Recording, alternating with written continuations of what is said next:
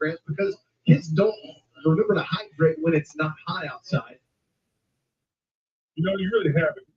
What to do with their trainers and their nutrition people that come in and help them. And right now in that locker room, they're eating and drinking right now, trying to get those calories back in them so they won't cramp in the second half. Because like you said, when it's cold, you don't think about drinking a lot of water. But you have to drink because you're burning those same calories you burned when it was 900 degrees in September. That's not exaggerating either. Let's take a look at some of those first half highlights now, and we roll those in the truck and be able to take a look at these. Great pass right. Righty. It is halftime. Halftime for the state championship game. Been on TikTok. Again, that is Coast High School football on TikTok. But it has been the Cooper Crosby show there in that first half. As opening drive, Crosby takes it in for a touchdown, 7-0. And then, as mentioned, Hunter Dawkins mentioned in the live stream last night that the one area for Gulfport is the kickoff returns. And thus, that's what happened when on the score, they kicked it off, and Tupelo ran all the way back inside the 30-yard line. Might have been the 30-yard line or so that they ran it back in, and 20-yard line. And they scored. Trying to set up the TikTok. So bear with us. It is still halftime. It's still halftime.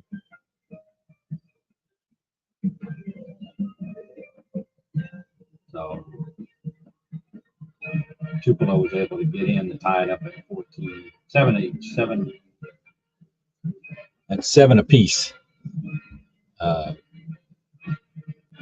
Assuming people can hear me on here, I'm pretty sure they can. I need to post the halftime score. Trying to do a little bit of everything, as I do everyone. It's me, myself, and I.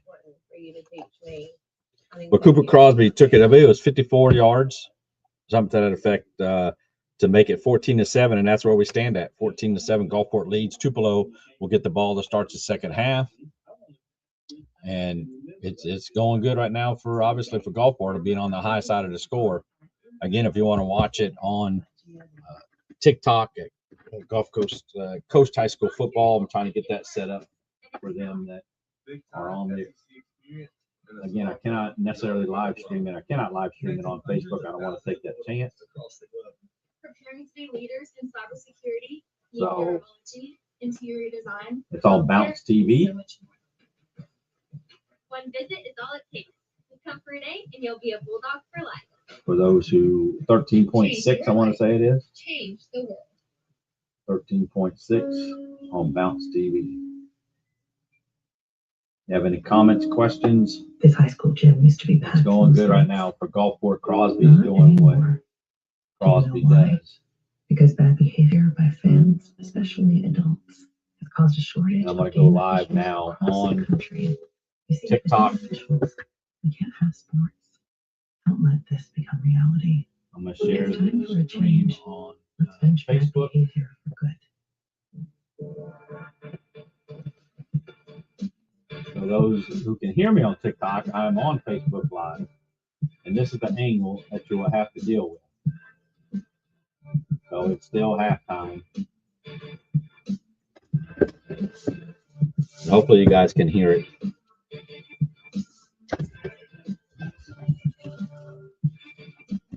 But yes, they're doing pretty good. Their only turnover is the fumble, which if you look at the replay, his elbow forearm was down for Tupelo. But hey, Gulfport will take it. They cashed in on that touchdown on that fumble. Yeah, it's been really great competition between all these teams. And that's what you want when you get a state championship, what you expect, because all these teams are really, really good to get here. Well, they always say that. So I may stay live here on Facebook for those who want to comment, ask questions. And you see yards, whatnot, early on, but now you take a look at them through 2 quarters of 237 total yards to 128, 86 for Gulfport, 43, rushing yards 85, 151. I'll write this down quickly. Third down, 2 for 7. Red zone, 1 for 1. Both teams 1 for 1 in the red zone. 1 for 5 for Tupelo. But defensively, I mean, you're doing a great job. So I'll have to write that down real quick. I'm a stat man, so I like so. Again, 128 total yards for Tupelo to 237 of Gulfport. Passing yards 86 for Gulfport, 43 for Tupelo. Rushing yards 151 for Gulfport and 85 for Tupelo. Third downs 1 for 5 and 2 for 7. Neither team's not great on third down conversions. To get a score on the first possession for Tupelo, but how And big would it be if they could tie the game? Well, I know Those Coach on Sherrill used to TikTok. tell us when we played on this very same field, the first 5 again, it's minutes going to of be the out of third angle, quarter but are I the need to most be over. important 5 minutes of the game. If you can come out of halftime and set the tone and go down and score and change momentum, it changes the game for you. Second half is moments away or getting closer. We'll just leave it at that. Here in Start Vegas, home of the Bulldogs, and this weekend home of the NFHS Network. Time. What's the score? Yes, as you see, it is 14-7. Gulfport. Tupelo will get the ball to start the second half. Again, it's been the Cooper Crosby show. He has 2 rushing touchdowns, over 100 yards rushing. 1 turnover for Tupelo. Gulfport has not turned the ball over yet. Again, on Bounce TV, or I have it live now on TikTok. I just shared the link on the Facebook page. It's Coast High School Football. We say it to celebrate, to congratulate, and to brag a little. And I look to probably stay on here. Saturdays under old oaks and spring Friday nights under showers and fireworks. It's opportunity, growth, knowledge. For those who want to, I cannot necessarily again live stream. I was trying to do it on my phone, the live stream, but I can't blow up the picture big on here. I don't think I can. Let me If high see. school Let me kids see. used to be Let me past see. those not anymore. Away again. Do It's you at know halftime. You know, Because I'm bad missing behavior by anything. fans, especially adults, has caused a shortage of game officials across the country. You see, without officials, we can't have sports. Don't let this become reality. It's time for a change. Let's bench bad behavior for good. Use QR code. TikTok. You gotta hold up for a second. I gotta scan something on my phone.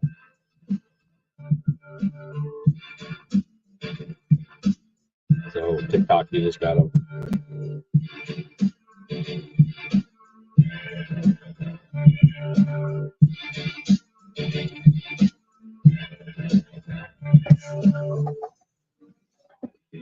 Back in Starkville, Mississippi, home of the Mississippi State Bulldogs, and just a week ago, home of the Egg Bowl. But tonight, wrapping up our coverage of the Blue Cross and Blue Shield of Mississippi Gridiron Classics, and boy, every one of them has been a classic. You see those scores on the board. 1A went to Calhoun City, 14-8. And then West Point had a 12-0 lead to start that ball game before Brookhaven outscored them 31-7 to run away and hide in that second half shocker. Columbia Kosciuszko, that was that thrill that went down to the last 15 seconds when Columbia finally scored the only score of the game. And then Warren Central also was in a battle with Hattiesburg early before they got a 2-score advantage, and then they started to foul forward last night and won that thriller in 90 points. And then today, this morning, got it started off of Noxubee County in their first state final. And Heidelberg denied a 2-peat back-to-back, if you will, to East Webster to wrap up our coverage. And now we're in halftime of game number 7 of 7 as a 14-7 lead is held by the Gulfport Admirals. You see, they haven't done anything.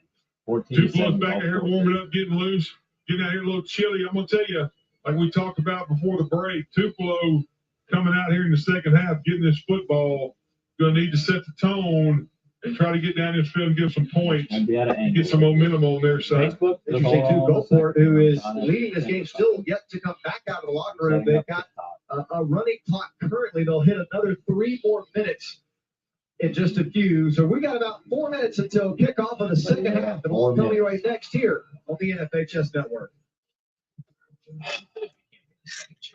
Stop hesitating and start to learn by doing. Take control of your future. Whether you're a high school dropout or non-traditional student, the Mississippi Integrated Basic Education and Skills Training Program helps you compete for jobs, get hired, and stay employed. Get the skills you need to earn better pay in booming industries like healthcare, welding, culinary arts, manufacturing, and many more. Forge ahead with your dreams at no cost. Sign up for the MyVest program today. Stay. Hotty toddy is our cheer. But what does it mean? It's hey, nice to meet you, or good to see you, old friend. Frustrated. We say it to celebrate, to congratulate, and yeah, to brag a little. Hotty toddy is your first day on campus. It's fall Saturdays under old oaks and spring Friday nights under showers and fireworks. It's opportunity, growth, knowledge. It's discovering who you're meant to be and a place that will always be home, no matter how far you go. Oh, Hotty toddy. I had it set up, then I had to try to do something. I had TikTok set up. This high school gym used to be packed most nights. Not anymore. Do you know why? Because bad behavior by fans, especially adults, has caused a shortage of game officials across the country. You see, without officials, we can't have sports. Don't let this become reality. It's time for a change. Let's bench bad behavior for good.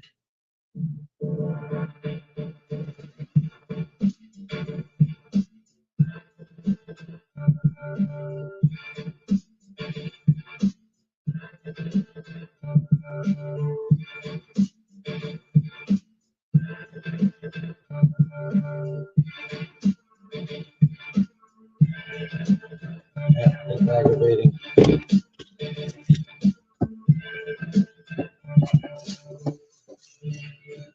Back in Starkville, Mississippi. Before we start the second half, let's check back in with Vince, who's got Coach Hart. All right, Coach Hart, what do you going to have to do to get your offense kind of up and going this half? Finish drive. Yeah, it's not gonna be straight on finish shot. drives. Got a few adjustments right here. Gonna change some personnel up. Just same drives. Run out of gas right there. Just like I said, finish drive. Get this game 4-4. That's all we want. We're going to have a chance here. Good luck the rest of the way, Coach. Thank you.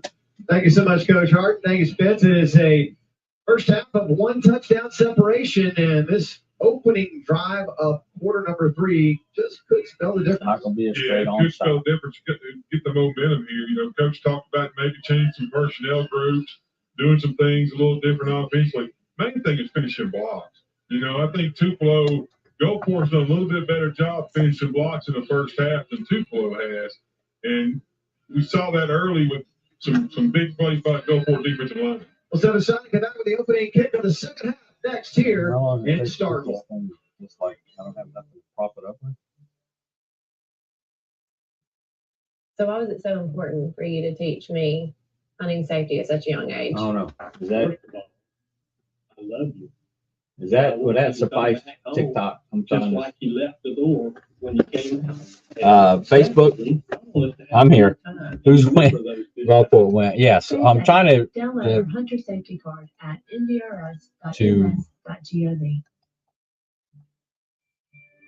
There's a volunteer you won't find anywhere else, and it's for life. Big time SEC experience in a small town y'all are gonna love. Connecting hundreds of thousands of Bulldogs across the globe. Preparing to be leaders in cybersecurity, meteorology, interior design, healthcare, and so much more. One visit is all it takes. Just come for a day, and you'll be a Bulldog for life. Change your life. Change the world. Coach Blake Pinnock and the Admirals ready to roll in. This halftime adjustment, there was also made in the technical group. Exactly. Coach Biggett talked about them not being able to hit some deep shots down the field in the first half. Woodward Gulfport to try to get some play action, deep shots down the field, as well as they're running the football. You think that thing to Crosby, and you'll have somebody running loose in the second half. Well, I may have to The future flip it. Bulldog running backs. Somewhat of a running back tryout tonight, if you will. Well, I know Jeff Levy's probably watching at the house, real happy with what he sees between these two guys. Especially since he's seen the signed papers. Exactly. Those guys are locked in. The Admirals will kick it away to the Tupelo Golden Wave as Tupelo comes in with a 13-1 record, as we alluded to earlier, and Gulfport 11-2. Just to recap, no championships yet for Gulfport. Only other appearance back in 1982. Meanwhile, for Tupelo, they're looking for their third title and looking for back-to-back championship. It's been a tough task this weekend trying to repeat. Second half is underway. It is almost 10 p.m. Oh, by the way, almost past my bedtime. Actually, it already is. As Tupelo has some good starting field position across the 35-yard line. Trying to see about Coach kick right there about sharing Gulfport. it. Usually those guys fair catch that, but they have plenty of time right there to return. So the Golden Wave will start. I imagine you'll see a steady dose of J.J. Hill here. I would imagine so too, Brian. Trying to get that run game going and establish a tone with some physicality up front coming out at halftime. I mean, I know they only had 21 yards to go in that first drive, but they were very physical on those first two carries. Exactly, they were. Have a lot of momentum there too. You know, a lot of emotion going on right there to start out with. A great kickoff return, setting up the short field now. It's going to be a wildcat formation, yeah. Or maybe the wild wave, if you will.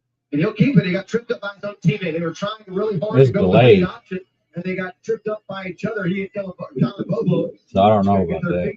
Out of each other's way. This is kind of the offense I know. Tupelo had first of the season right here with J.J. Hill and Kyler Bobo in the backfield together. Trying to run the quarterback counter there. Pulling the guard and the H-back from the left side. Got tripped up, like you said, by his own running back. 14-7 is the score. Because this is Tupelo, second and 10 now. that's it's on Down to the pistol formation. TikTok. Hill will give it to Bobo. Looking outside. Bobo has room to run into The edge, both running backs are getting around the edge. I don't know. Can you? I don't know if you could. First time we've seen Bobo get loose tonight. But I'm going to tell you that, though. The harder on the defense is Because if I turn it, together because you're not really sure who's going to get the ball. They're both dynamic runners.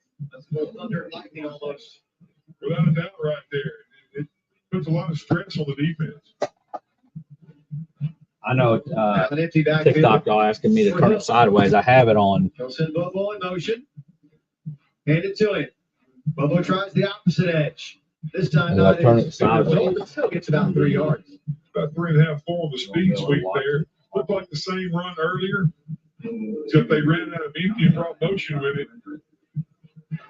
I tell you what, that makes it scary as a defensive coordinator with Hill sitting back there quarterback and somebody like Bobo is the one he's faking to. And what do you feel like the vision he's got as a running back, but he's also as the quarterback, he's got just that kind of extra vision. And then, with all those ball fakes that are going on, it's going to open up some lane for him on the inside. Same formation as the last. Down the distance. Bobo. Oh, no, not Bobo motion this time. It'll be Hill on the keeper straight ahead. They'll pick up maybe 2 or 3, maybe 4. Yeah, 33-yard line. Yeah, he just kept pushing the pile, Burton, after that ball on the jet sweep. And made it third and manageable. 3rd right here, big down coming up for the Wave. Tupelo hoping they can come out of the locker room with a score to tie up this ball game. It's 2 minutes in. Nearly here in the third. Tupelo has there. I'm losing track of the game. Though. Keep it himself and try to evade the tackle. He cannot go for it. Average Quickly. I know what it is. TikTok. I was actually sharing this on the Facebook page. So of course, if I turn it sideways on Facebook, you can't turn it straight up. It's sideways on Facebook. So I stream it through the phone. This is the great mentality tonight for Gulfport. Well, now, right now it's 4th and 5. So you guys get what I'm saying on TikTok on. Try for Tupelo tonight. Bill's going to reset, make sure that's what they want to go with. After getting a look at the defense. Now 4th down and 5 is the play clock at 5 seconds. Bobo in motion. He'll take the handoff. Bobo tries to get to the edge. And eyes at the 30. Going to defend on the spot. He got the first down yardage. He got right to the 30. That's what he needed. That's a first down right there for Tupelo. What a gutsy run by Bobo. They're doing a good job blocking on the edge right here on the flanks for Tupelo on the jet sweep. And Bobo's getting to show a little bit what he can do right here in the second half. Eighth play of the drive coming up.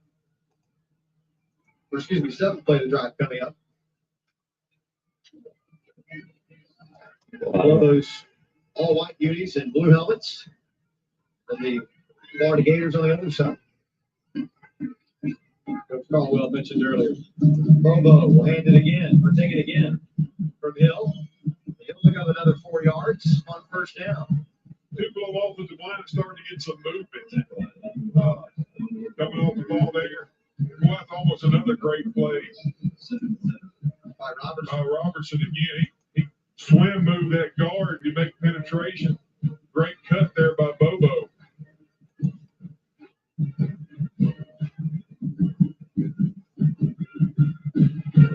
First possession of the second half. Nearly 4 minutes gone by in it. Hill will keep it himself. Finds a massive hole to the left side. He's still on his feet. 10, 5, touchdown. There you go. Opening drive. Will it stand? Oh, there's a flag. Looks like it's going to be a hold. Oh, hold. JJ's just getting the memo that that one's probably coming back. Going to be disappointed here. Out on the gate, a 27-yard touchdown run.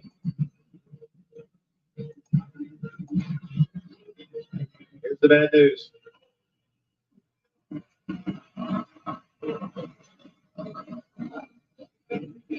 That'll make it second and 17. We're in the wide zone right there at the court. Yeah, left tackle. Yeah. Pulled him back Oh, into him well, right how about there at the point of attack. If your arms are extended and you still have a hold of the jersey, you're going to usually get that. Especially when he's trying There to you get go. off of you, pull him back into you right Can you, there. Well, he's trying to get his arms closer to himself. Facebook, can y'all hear? Well, especially right there at the point of attack. I have it muted. I got, Well, he's trying to get his arms back. so that's a double. Just trying to Sound. block you. So those Yeah, on that's an offensive lineman. TikTok, which I haven't read. Quite a few times. Yeah, you know. It's on the Facebook page. This is what you're watching. Oh, yeah, It's probably man. better view on the phone. Second and 17. JJ Hill. That wild wave formation. They'll keep it. Instead of giving it to Bobo and tries that same pathway up the middle. And TV is right down. delayed. So pick up a good chunk of 5 or 6 yards and make a third down. About 11 yards to go coming up. Once again, ran the GH counter to the right. So Madison there Gulfport, should be better. You know, gave up a few yards right there, but their front 6 or 7 does a really good job of filling those interior gaps. Third and 17, 6 or 7 is not too bad. Big Dick Strickland. Third and 17, 6 or 7 is not too bad.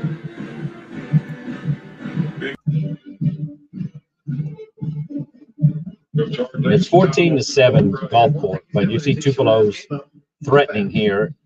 First possession to start the second half. Can you hear, Tracy, the Pistol formation for Hill. They'll follow Bobo. Hill. the broadcast?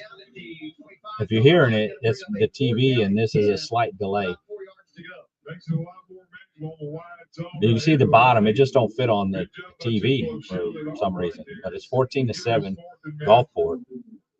This is the first possession of the second half. Pretty sure it's Tupelo received the ball, and this is their drive. They scored, but a play was called back on a penalty. So you see it's 4th down and 4. As soon as we say that, though, we're playing, and somebody down the scene will be wide open. So big stop here, obviously, to get a turnover on downs. They have a field goal kicker, I only assume. TikTok. So, yeah, see, it's delayed because they ran the play. Now you're seeing the play here, and he will get a first down. So big play there by Tupelo on that 4th down. Just pounding his way up. His yards after contact or something else. Just knocking On off defenders. Facebook, can you guys hear their broadcast? 13-yard line means another mid-south cross Or can you hear me? space. I'm assuming you can hear me. They are both perfect 1-for-1 are the two teams in their red zone visits tonight. Tupelo's eating up half this quarter already. Bobo gets his chance. Stymied at the 10-yard line. They can't get a first down at the 3. forth. It's a lot better For picture obviously than touchdown. sound. Yes, Also love seeing that yes, and on play Facebook. clock, or excuse me, game clock burning down. And As TV that is was play number delayed. 12 of the Only drive about already. 4 or 5 seconds. delay because he's walking right now. And that bodes well. He's still walking. They haven't shown that picture here, and now they're showing it back at 29. So he takes about 30 seconds delay. The big guys on the front get tired at 12 So I plays. appreciate who that band that for your The comment. offensive line seem to like it. 2nd and 7. Hill again, trying to fight his way through the line. Nope, nothing there. You can hear the commentary because I got it muted. 8-yard line. That'll bring up 3rd down. What you hear is from the TV. That's again, it's delayed. Stepping up big to make a play in the hole right there on Hill. Takes it back to the left. So again, opening drive to start the second half. They're wearing down Gulfport's defense. I mean, they just come out of halftime, so they're not necessarily, but they have them on their heels. They can get some kind of turnover. Again, they're a running team. Look for them to run it here on 2nd down. Tupelo convert here. There it is. So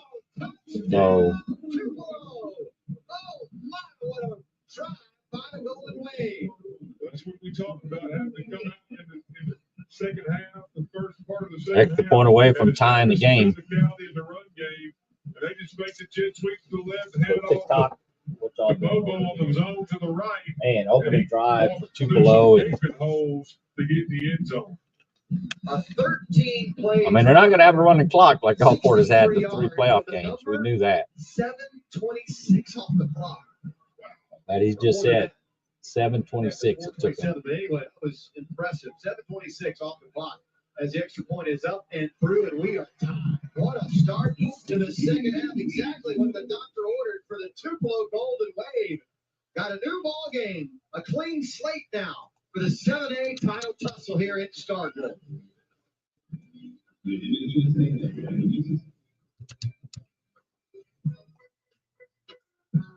So tie game.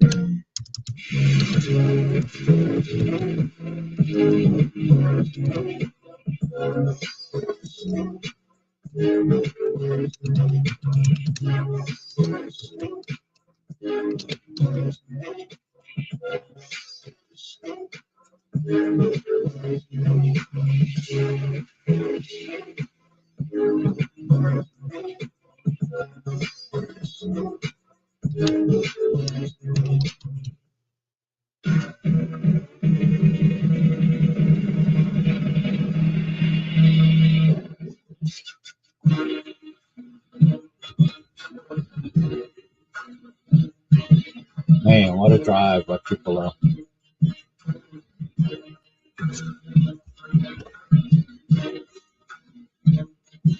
I miss updating X with the score and Facebook with the score. The Blue Cross Blue Shield of Mississippi Gridiron Classic is brought to you by My Best. Move further and faster to a better career and future. Visit skillupmississippi.com. Mississippi State University, taking care of what matters. And by Mississippi Sports Medicine and Orthopedic Center. We're here for you. Appreciate you guys joining us. It took 42 years. You couldn't have drawn it up any Gulfport better to for get Coach here. John Hart and the Tupelo Golden Wave coming out of the locker room, methodically marching it down the field in 13 plays at 63 yards. Let's sit it down. So there, that's 13 plays. Hey guys, Coach Harden came out of the locker room in his halftime interview, talked about finishing drive. That is exactly what we just saw out of the new quarterback and running back duo for Tupelo and J.J. Hill. Exactly what he wanted to do is what they did. No question about it, Spence. That was as dominant a drive as we've seen by either team. Without a doubt. Knowing what the other team was going to do and not stopping it. So TikTok, what y'all doing over here? I ain't thinking about it. They come down the 11-yard line, and the Admirals will look for that far side return. Comes the pursuit So on. Gulfport, getting the ball for the first time. come out and do what they do what they've been doing all season long. It's a tie game. They're getting the ball for the first time to start the second half. So as far as actual time, it's been a little bit since they've been out there. Don't worry, TikTok. Brendan Foster had a shot right there to get him early, but he made a great job getting around the edge.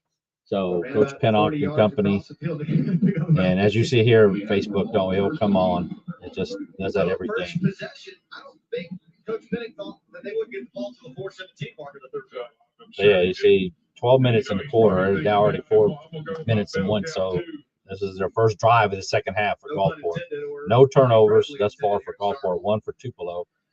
Tied 14 each third quarter. They'll go to the air. And a good conversion of about 4 or 5 yards. Not there.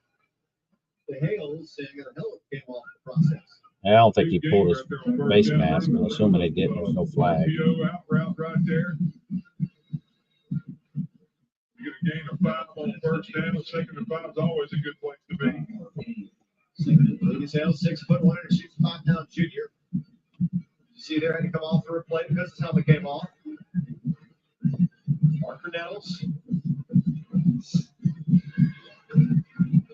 6 foot, 209. Love to see those numbers as a quarterback. Always a little bit better when you have Those took Crosby over 100 yards in the first half. I don't know his exact stat. Crosby. They've been having success on that outside, but jerseys. Bring it down. nowhere to run that time on the outside. Nowhere to run on that edge. I mean, I won't say a big third down, but, to give it back to Tupelo after they just drove it down to tie the game, this is third down for Gulfport. Opening drive for them in the second half. Just a little less than 12 yards a carry he had through his first 8 touches. Big third down opportunity for both sides. Neither have fared well. Combined 4 of 15 on third down conversion tonight, each with 2. Nettles fires wide open. That's a third down conversion. That's a big conversion. It's Crosby. Crosby tracked What a play for Crosby. You see, it leaked out. Nobody followed him out there. He's going to the 30, 20, 15-yard line. Exactly what Gulfport needed on a third down to sneak out. Somebody has to follow Crosby. Nobody did. A great play. Nettles to Crosby. That's the definition of what they talk about in the rules meeting. Yeah, that should have been a horse collar. He pulled him down behind in the back there. No flag, but here we go with Gulfport now in the red zone at the 15-yard line. Tie game at 14 each in the third quarter. And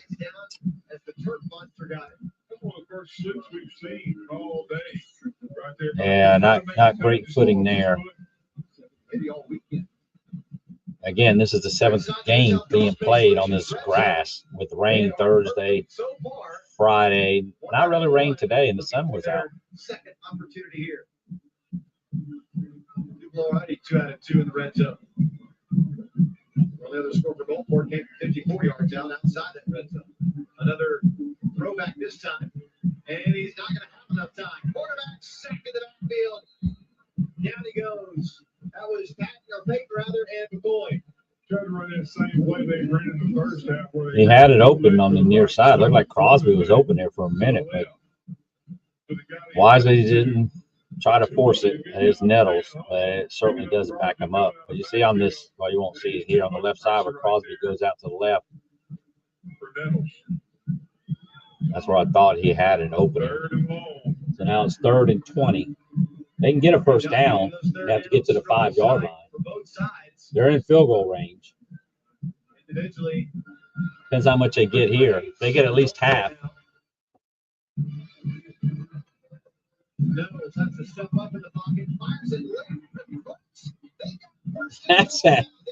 That's pressure for Nettles. He's going to step up in the pocket, keeps his eyes down the field.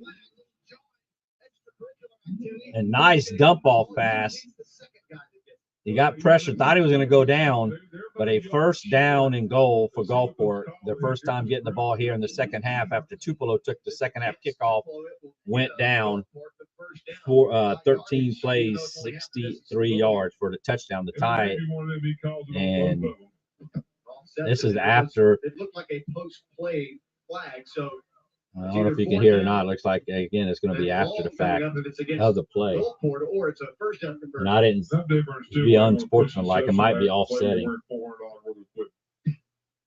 I didn't really see what happened after the play besides it getting up. After the play, we had fouls on both teams. Unsportsmanlike conduct, number 2 in the defense. Unsportsmanlike conduct, number 14 in the offense. The distance penalty is offset. It's those players' first unsportsmanlike fouls of the game. And that's important to remember because if they get a second, then they are disqualified from the rest of the game. Check out this throw again by Parker. Sticks up in the pocket. Throws a dart right there to Hale. I mean, it puts him in 4th and short. It looks like they're bringing in the big. Is he going to tell? Is that what it is, Christian? That's where he was assistant coach. It's going to be potentially a brotherly shove that play, you think? So now that they didn't get the first down. 4th down and 1. Okay. Crosby and the Wildcat.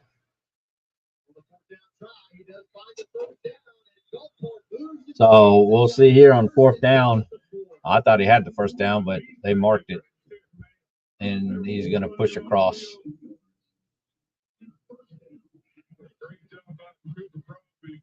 Putting his head down to get the first down. Looks like they're going to stay in his personnel group right here. How many actual skill players are out there other than Crosby? He would be the one. Well, again, their first drive. Crosby sending in the play. You block for me, we'll get in the end zone here. A heavy dose to the left side. They'll run it back inside the right. Nothing there. Man, got that big man in the backfield. And just nowhere to go. Great defense right there. Yep, he did good. I got on number 11 for Tupelo to come around that edge. Yes, Christopher. Both of the running backs there. For Tupelo, of course, he's a more powerful runner, and you see that's good. They're going to let the clock run out. So I'll be back. I'll keep it here. Continue into the 4th and final quarter of our continuing coverage of the Blue Cross and Blue Shield of Mississippi Gridiron Classic presented by Bank Plus. Quarter 4 is next.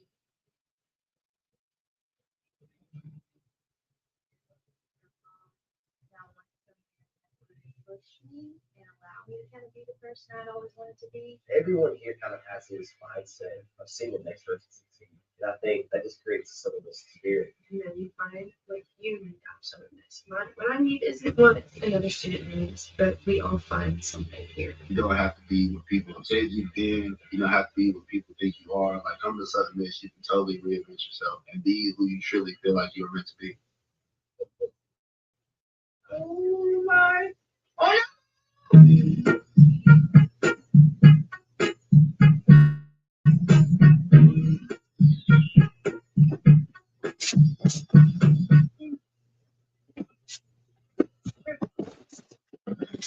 All right, TikTok. I haven't been paying attention. I've been on Facebook. But you guys, I'm watching what you guys are seeing on Facebook. So, 4th quarter, hold your fingers up. 4 fingers up.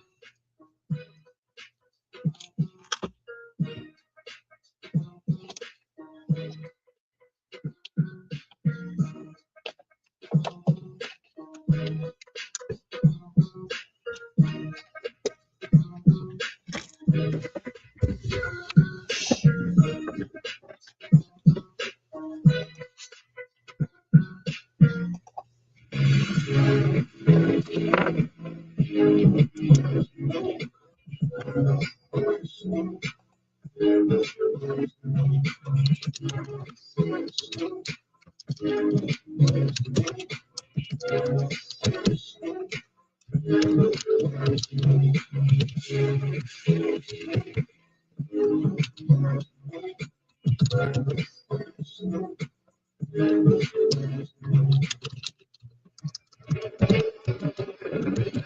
the crowd is electric here inside Davis Wade Stadium as we prepare you for the final 12 minutes of football of our entire weekend of coverage. It'll begin with Gulfport, second and goal at the 4-yard line, trying to punch it in and reclaim the lead. Cooper Crosby fighting for the end zone, will not get there this time. Third down and goal right at the 4. I don't think he gained a yard on that one, Brian.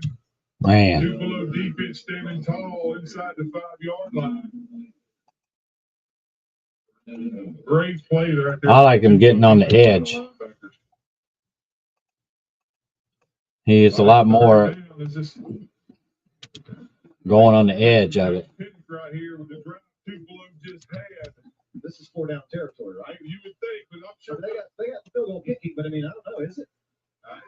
You worried because you didn't stop them real well in the last drive. You may need 7 instead of 3.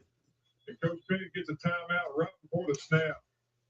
Didn't like what he saw, so he will want to talk about it.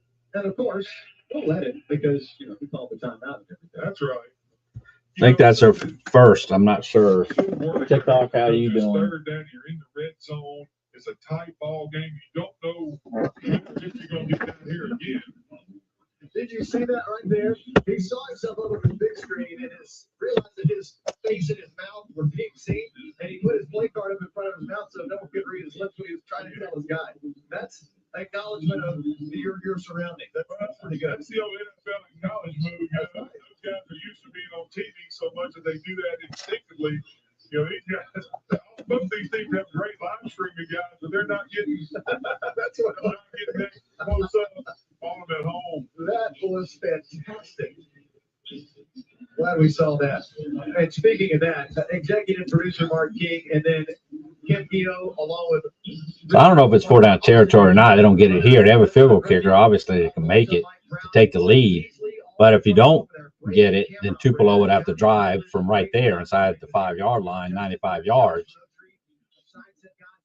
And they just went 63 yards on the opening drive. This is their first only possession of the second half. One team, Tupelo had it one possession, Gulfport had it one possession. This is their possession. Third quarter's gone. 12 minutes left in the season.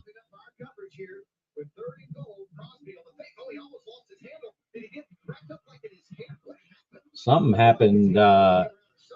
Crosby, he was going to pitch it. It looked like he was going to pitch it.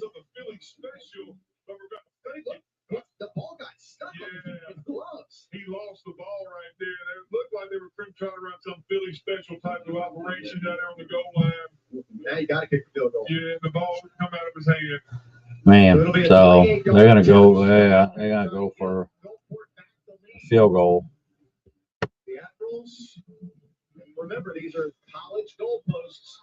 About 3 feet shy on each side for Carter Flat, and it's going to be just tucked in wide left. Which means probably on a high school field, that's good, but not here in Starkville and Tupelo with a massive hold.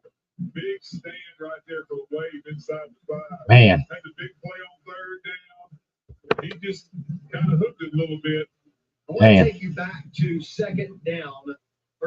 first down and goal at the 4. Remember, they got that push with the big package, left the package out there, and got nothing, and then had to kind of revert back to what they really should. They, obviously, in hindsight, being 2020, maybe it's TikTok, what's happening over here? I think that they've got a first down. That was a big miss. I mean, it's still a tied ball game. But everybody's lined up over here. You got to pull them all over the goal line. There's not a whole lot of room down there when it comes to the gaps. And when you have to put Bruce Arians, who's offensive coordinator here, it's still a tie ball game. So, and I forget, like high school football, they won't get it, you know, at the where the ball was at turnover on downs. They get it at the 20. Now they would have if it would have went for the 4th down, but it's a field goal.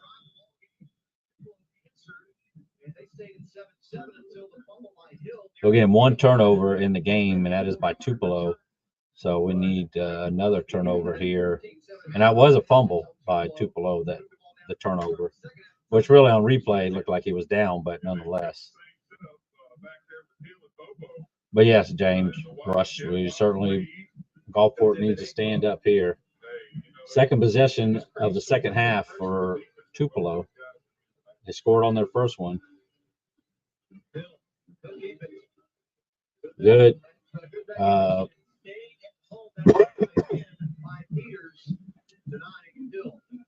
Yes, sir. Number 22, Andre Peters, the third right there. Yeah, Andre Peters. Looks like an inside linebacker. 22. Yeah, earlier in the game, they were letting them get around. They faked handoff because they're keyed on the running back. And Tupelo is a running team. But it really doesn't limit what Gulfport's worried about defending in this formation. An empty backfield for Hill. Bobo in motion. Bill will take the snap, try to follow the block outside, does get to the edge, and is able to break it for the first down. What a job of field vision by J.J. Hill. Also a great job sitting the edge of Man, thought he had him short of the first down, but a great run around there. back so they could run that outside zone with J.J. Hill. So last week they ran the ball 56 times, Tupelo. Gulfport has had Picayune in that first game run it 59 times and then 38 times by D'Iberville. So they're used to running teams. That is Gulfport. Fourth quarter, it's tie ball game. Gulfport just missed a field goal. Yep, that is McCoy. No, that is. I want to say it was a 24-yard field goal.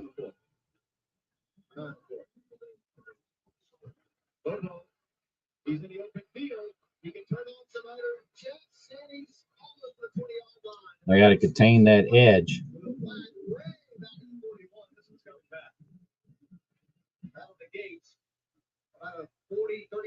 And that is going to come back as there's a penalty. Time-wise, you see what I see on there. I believe I only assume it's 9, but that's just the way that. Thank you for the rose. Who was that? I appreciate that. But it's like, again, I don't live stream that often. Let me see how y'all doing over here. But Jarvis, I think it's either 8 or 9 minutes left in the game.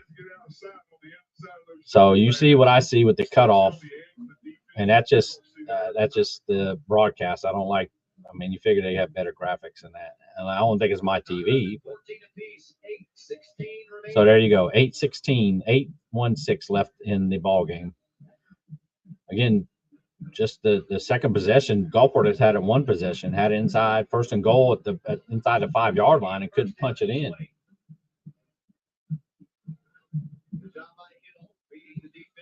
So the Gulfport defense is going to have to stand up here. Stay in your gaps.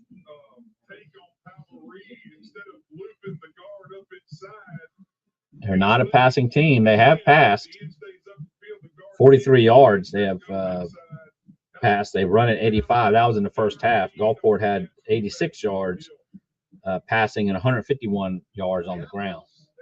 Gulfport has just had the ball one time in the second half. When you run the ball, that clock is a ticking.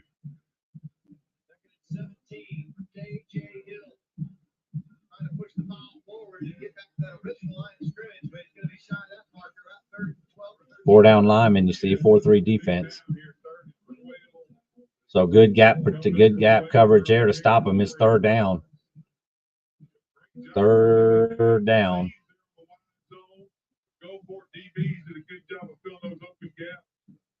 Right there, 28, 22, 28. Yeah, nice stop there. Like I say, filling the gaps up. So third down, I wouldn't nowhere think it's 4 down territory unless it's 4th and 1. So we'll see here. You only think that they were going to, again, run the ball. Tupelo, for TikTok, Tupelo in white, Gulfport in blue, 14 tied. He will hand it off and coming to the near side, trying to cut it back up as there's nowhere to go for Derek, and that will be able to stop Frederick. Yeah, great play right there. Sweep. Frederick there, one of the leaders for Gulfport. So it should be 4th down.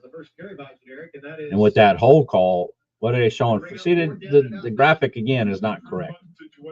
So it's 4th down. I think it's 4th down and 9. Gulfport's gonna get another chance here. 6:05. We're halfway through this 4th quarter. Man, it's going by quick. 6 minutes. 6 minutes left to go in the ball game. Gulfport will get it for its 2nd time in this 2nd half. Tupelo just had it for their 2nd time. When a team runs like that,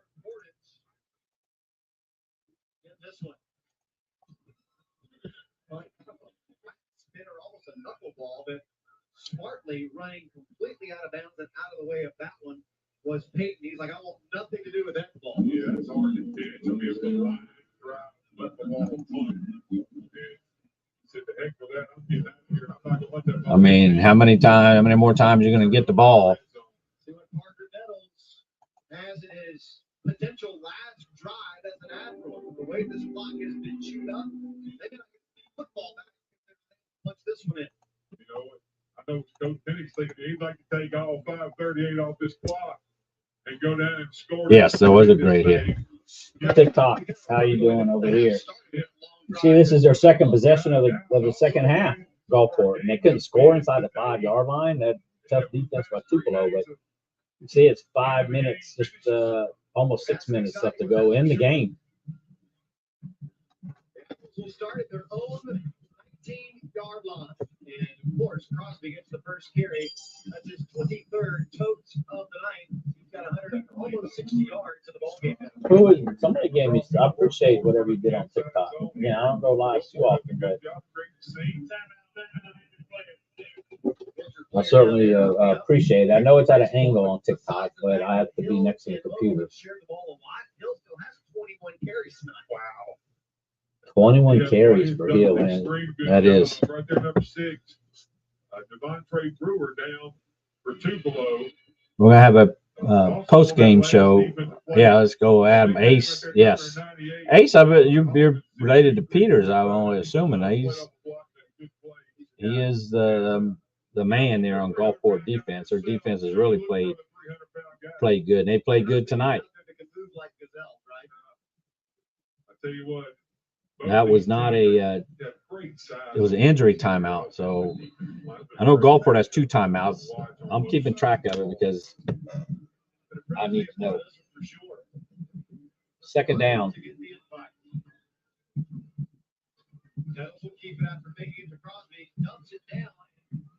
Wow. But what a catch. Yeah, 40 and 20. Yeah, it's a tight end and linebacker. Yes, the linebacker. Yes.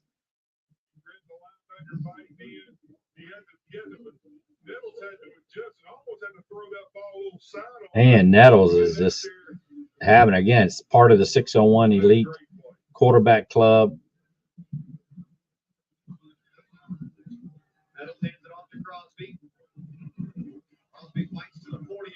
So they're gonna feed it to Crosby again. Over 100 yards that first half, just chugging his legs. Again, those that don't know, he did sign with Mississippi State this week. That's where he'll be playing, right there on that field, as the games are at Mississippi State. And of course, the other Hill from Tupelo signed with Mississippi State. So both of those, and they're going to play with each other next Saturday in the Mississippi-Alabama game at USM. Oh, across the country? Yes, that was a great throw, Dodge. I didn't think he was going to get it there. But, yeah, certainly glad I'm able to do it to live stream through TikTok onto here. So it's going to be 3rd down and 1. Man, I mean, it started off the opening drive. Gulfport scored. Tupelo come back and scored on the great run back on the kickoff. And then they fumbled. Crosby scored 14-7 at halftime. And a 3rd down and short.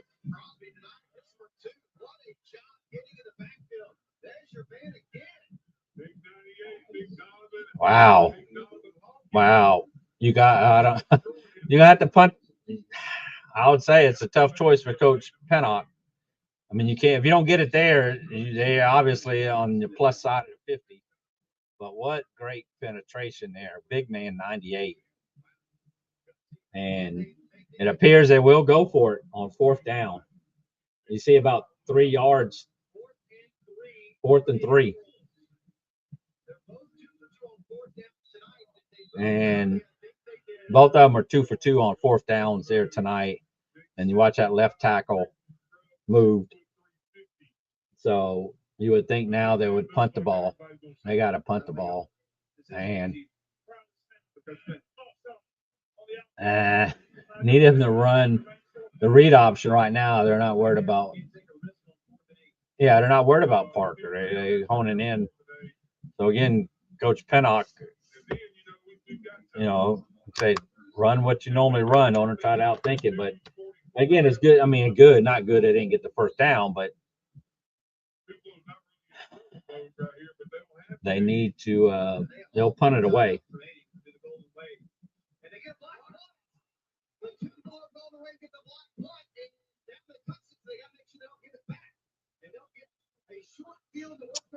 Special teams always plays a factor. They missed a field goal, Gulfport to take a lead, and now the block punt by Tupelo. How you doing, TikTok? Yeah, you saw that, the block punt.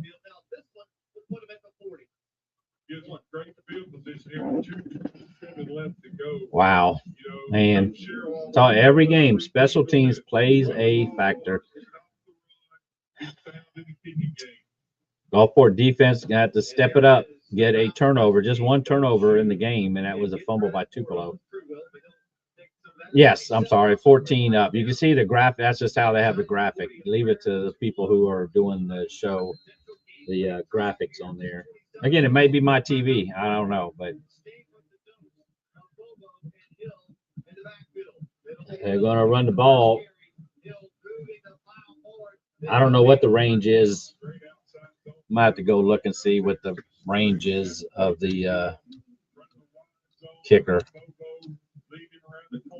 I'll go look and see if they have. Man. Yeah, I don't like that it seemed like they got away from. They only had it 2 possessions, so I can't say much. They did run Crosby. Come on, Gulfport, force a turnover.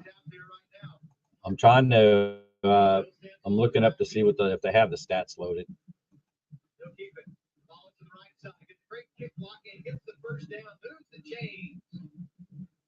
For Tupelo, it looks like they do have the stats, so I'm trying just to see, but they get a 1st down. I mean, the clock is running less than 2 minutes.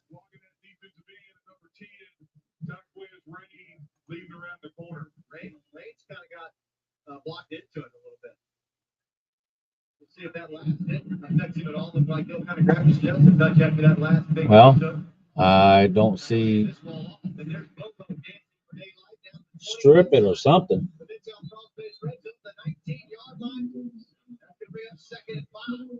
Big stop there by DeAndre Williams. That hole looked like it was opening up for Bobo to make a house call. You see the linebacker right there. Tupelo calls timeout. We'll take it as well here on the NFH. So Tupelo call. I don't know how many timeouts they have left. I just started keeping track of it. So.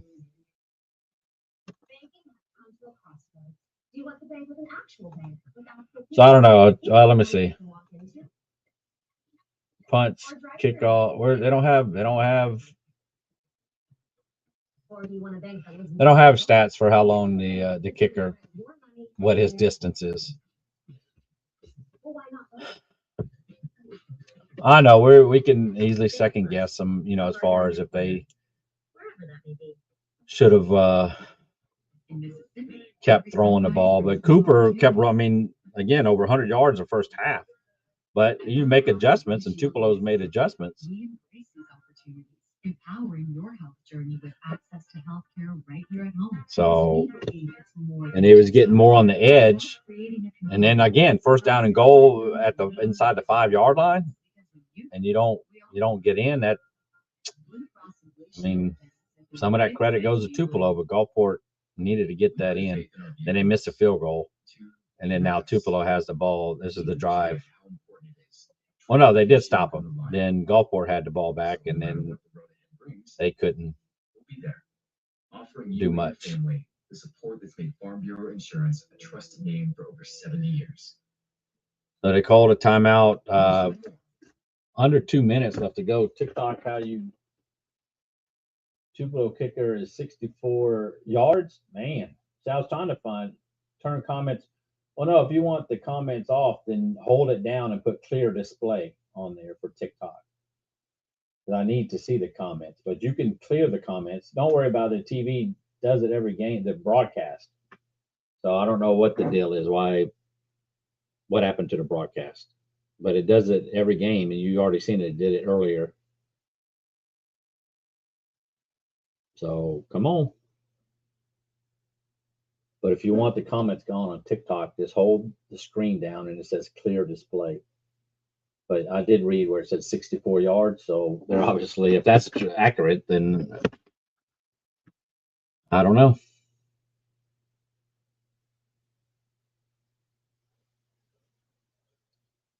Don't tell me the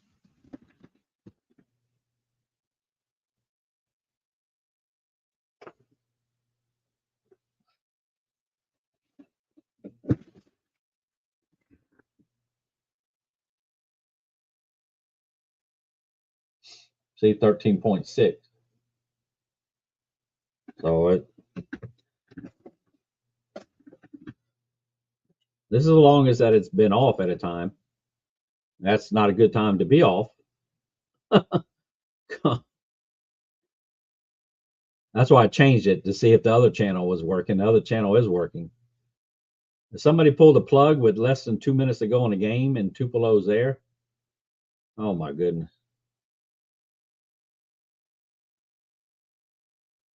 That's crazy. That's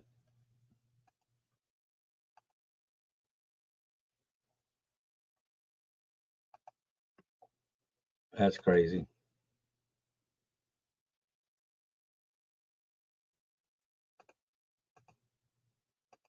I have no idea. I mean, it's done it every game. It's gone off, but it's come back on within 30 seconds. But you see, when I change the TV, that's 13, and that's yeah, that's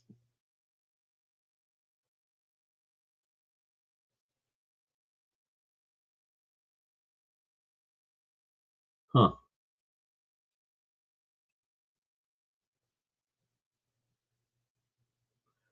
No, it's still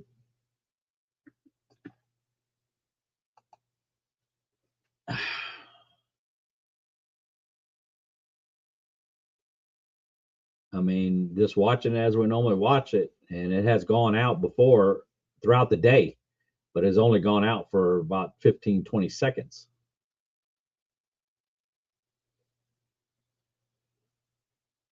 So I have no idea. Yeah, they're packing up early. Oh, there's. You guys hear me? Yeah. Yeah. So the MHSAA only buys enough satellite time through 10:30. They did not buy enough satellite time through this. So I mean, if you guys want to see our program monitors right now, yeah, we need to see something. Well, no. Like we don't know. We don't. It's black. It's on our end too. All of our monitors in here are completely dark. Yeah, so we're as much in the dark as you guys because the MHSAA did not buy enough time. Like I think this has happened like 3 years now. Yeah. In a row. Yeah, it's about 3 years in a row, I guess. So this has happened. I wonder if somebody's live there. That's correct. I mean, that makes. I mean, it's 10:30. It went off exactly at 10:30 on the dot. Yeah. Maybe they shouldn't have started their game an hour later. Yeah, I don't know. Oh my goodness. Yeah, I'm as much in the dark as you guys are. I just hopped off. Yeah. Yeah. So let me try to see. Let me try. We do have cameras there. Let me see if I can get. Oh, well, get this guy, why is this? Oh, he's streaming on. Oh, there, I got it. I had somebody, they're doing it from NFH. They're will burn one of their 2 remaining timeouts, trying to Let me preserve see what's something. left of this clock in case they get scored on. You know, and also going to set the defense here. Give the defense time to settle down a minute. You know, you got 3 more downs to stop them right here. Of course, you know, 29 seconds left. Tupelo still has 2 timeouts to burn. Great job right there by pressing the defense. Oh, so you can see it now on this. Crazy part of this ball I can game. see it now. First half stats, it was 237 to 128. Gulfport, remember, over Tupelo. The second half, now it's you can see- 135. So that's straight through. 7 yards of offense. Wow, Tupelo, exactly what Coach Harden said coming out after half. Oh, it's third. His demeanor 31 seconds of his is it? team, and he changed it with a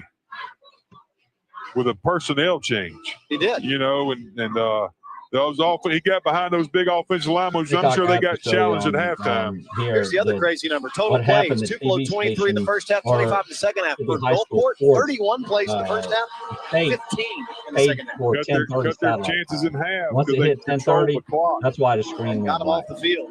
Yes. So what is this? Hill, Second and third. 3 yards away from a go-ahead score. J.J. Hill is There going it to is. end zone again. So Down Tupelo. They take a late lead in the 7A state championship Man. game. I'm on But the you can coach talk, stream Matt. right You now, know. talking to them about it. JJ Hill just Yeah, takes the all snap right the calls there, and emails. heads off the left They side, stop. front of the zone, Okay, I play to just the got one. left, and just powers his way into the end zone. Got hit a So I couple know they times have. between the 4 Well, I and the don't. end zone. I Just know they had powers his way through 2 there. timeouts, but losing that His time, I heel don't was know just if they bigger used. at that point. The only hits that are going to take him down are those around his legs, and that was not, he was not going to be denied on that one. Definitely was not. Now the extra point from Dalgel, it will be from the normal PAT spot of 20 yards away. Snap, kick, and he hooked it left. Missed it. So this is interesting. If Gulfport can sneak one down the field quickly, an extra point could win the game. And guess what comes back into play again? Special team. You know, Gulfport has explosive receivers on the outside. They can get this ball down the field. They got 1 timeout, 27 seconds left. You know, the big thing here is the kickoff. You know, Tupelo hasn't really been kicking the ball deep a whole lot right here. Let's see how Coach Harden takes this kickoff. Does he want to pooch it again? Does he want to squib it? Does he want to kick it deep? You know, a lot of coaches choose to squib it right here because it makes them field it and takes some time off the clock. JJ, 26 carries, 133 yards, and 2 touchdowns. None bigger than that last one, giving his squad the lead late. Their first lead of the night, we might add, here in the final frame. Well, only lead that matters is when that clock says 0. On Facebook. And they fought and scrapped this second half. Really, the adjustments that Tupelo made at halftime is the difference in this ball game. Yep. Just ask Columbia how important the lead is with 15 seconds left. No doubt. All right, so you got to kick it deep here, you think. I mean, you don't want to give many short field to work with here. No. But I would expect maybe a hard squib. It looks like he's lined up to pooch it to the Tupelo sideline.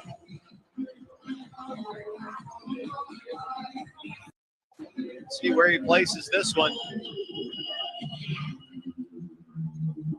Just 27 seconds remain. We'll see if Gulfport goes for a fair catch or if they go for a return. Foot to leather, and this one is all the way back to the 13-yard line. They will go for the return. It'll go for about 10 yards or so, and Gulfport has 20 seconds to go the distance of the field. It'll be about 72 yards away from tying the game. I'm sure Tupelo will probably play some deep safety defense here, maybe a 3-high safety look, prevent type of defense. Gulfport, you know, Coach Pennick, known for his offense, We got to dial up some pass plays here to get down the field in a hurry. Nettles' longest touchdown pass of the year, 70 yards. See, and guess who it was to? Crosby. Let's see who he finds here. Nettles fires it right over the middle. The defender goes down, and here comes a late flag. That's a penalty. Absolutely a flag there. Off. They're only going to get 15 yards out of this, but the clock does remain stopped at 14. That'll move the ball forward. You know, they were pressing up top on Hales with no safety help. And I'm sure Coach Pinnigan is upstaff sitting up here with us, saw that look and probably may go back to Hales. Oh, that'll move to the 43. 15-yard penalty from the previous spot results in a first down. Hey, Matt, you can hear me, right? Yeah, I can hear you. Is it statewide that it went off? they only said 10. Yeah, I'm sorry. statewide. Oh, my God. So the They got 38 the yard Heidi line. game, like, So Alabama, Looks like Louisiana, Tupolo's going with the Mississippi, 4-man all rush three this time regions instead of that the had this 3-man game rush. all lost at 10:30. So they didn't pass. 10. The rush 3. Admirals looking for a Yeah, deep one out timeout, and going to the sidelines using Even- that got it. boundary as Nice catch there. awesome job there by Stubbs to get out of bounds, stop the clock. That took 5 seconds. They can do that again. nice They got play. about 2 more plays to give Nettles You're a gonna good get, shot they're gonna at get the a end shot zone. at it. You know, they're gonna Right get a now, shot you're here. probably looking at They throwing don't have the arm to get it there. So you never know. 55, 56 yards to get it to He the can end zone. throw it You'd in like the to get a middle. He little got one closer. timeout. They do have a Yeah, timeout you Have left one as well. timeout. Yeah. They could go in the field, but it's going to take something quick and get down quick. This one does go towards the boundary again and out of bounds with 2 seconds left as the clock stops. Another good quick pass We're to in the that timeout out now anyway. route. Talk it over. And Hales hauls it in. Yeah. You got last play of the game coming up here. So Nettles and the Admirals have quickly spun it down the field and are within striking distance. This will be the last play of the 7A state title and our championship weekend of coverage. Tupelo's got 3 defenders at the goal line, and they're Timeout. going to call man, it's back timeout. up. Yep, Tupelo's going to burn their final timeout as that What'd call you said say? you can't take it with you. That is So back they're going to on. go ahead and burn that one. The student sections are starting to scored. gather They near scored. the rails to cheer their teams on. They've all moved down They towards scored? their respective ends. There they come. What'd you Oh, say? hold on. We want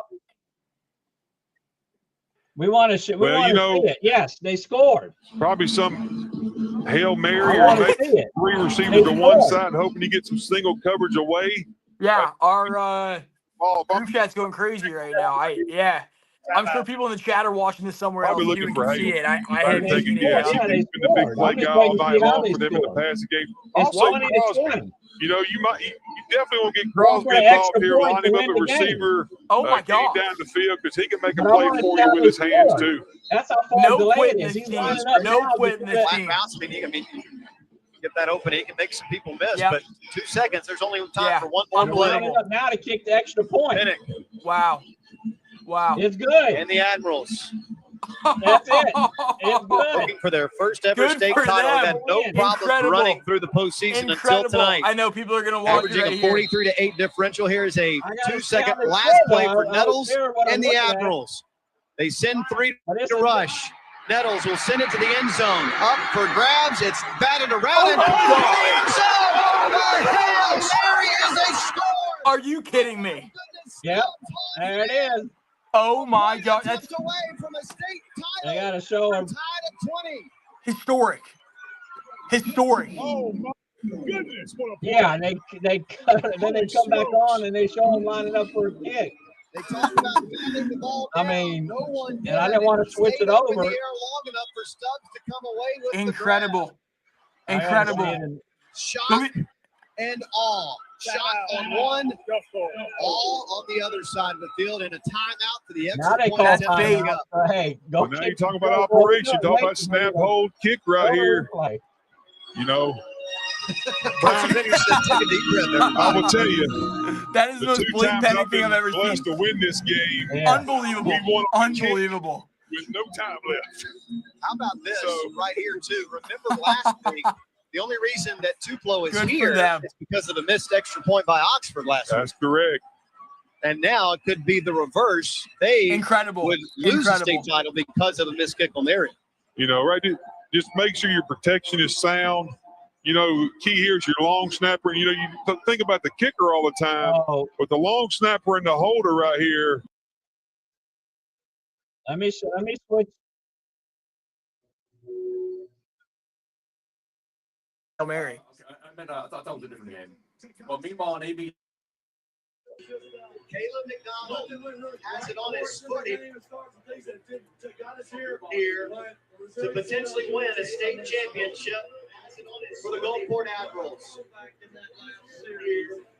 To potentially win a state championship for the Gulfport Admirals. I know. What is great is when it mattered, he delivered the most, and our players, everybody had no idea what it's going to be a free game. Everything really he's the engine man, and Cooper Crosby, unbelievable. Our defense stopping that deal right there. Just an unbelievable game. Go enjoy. Unbelievable. Wow, what a job by Six Pick. They Man. only been to the state championship Wow. one other time. That's chills. Unbelievable. Good for them. Good for them. Only, of course, they're going to show it again, but I didn't see it. That's crazy. They got to. Of course, they're going to show it again, but I didn't see a replay of it. That's Here crazy. Here it is. It's coming up right here, Matt. I'm watching it right now at our. Oh yes, I am. Oh. Now I can hear myself talk. Oh yes, I am. Was that Milan Stubbs? He went and got that ball. Aggressive. Yeah, I thought it may be close, but it wasn't really that close. He got it. I mean, he. No, he went Right out, but there. if you watch it from the backside angle or the front side angle, excuse me, he goes out and gets that football. I mean, that is completely him who made that play. That is about it. It's a Sunday caliber play right there. Going to get that ball. The heads up awareness there. Unbelievable. Unbelievable. That's crazy. And the way it ended, that's crazy. Yeah. Yeah. And you know what? Good for the kicker too.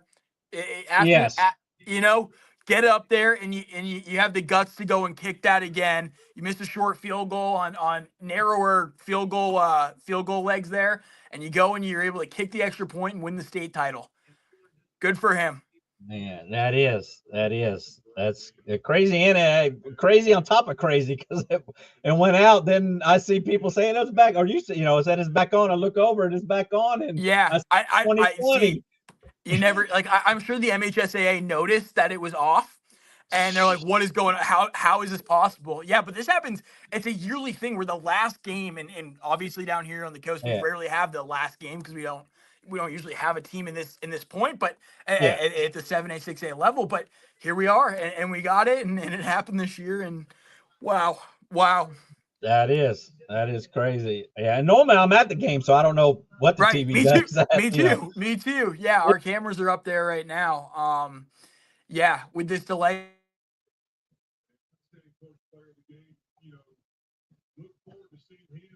Oh, I'm losing you.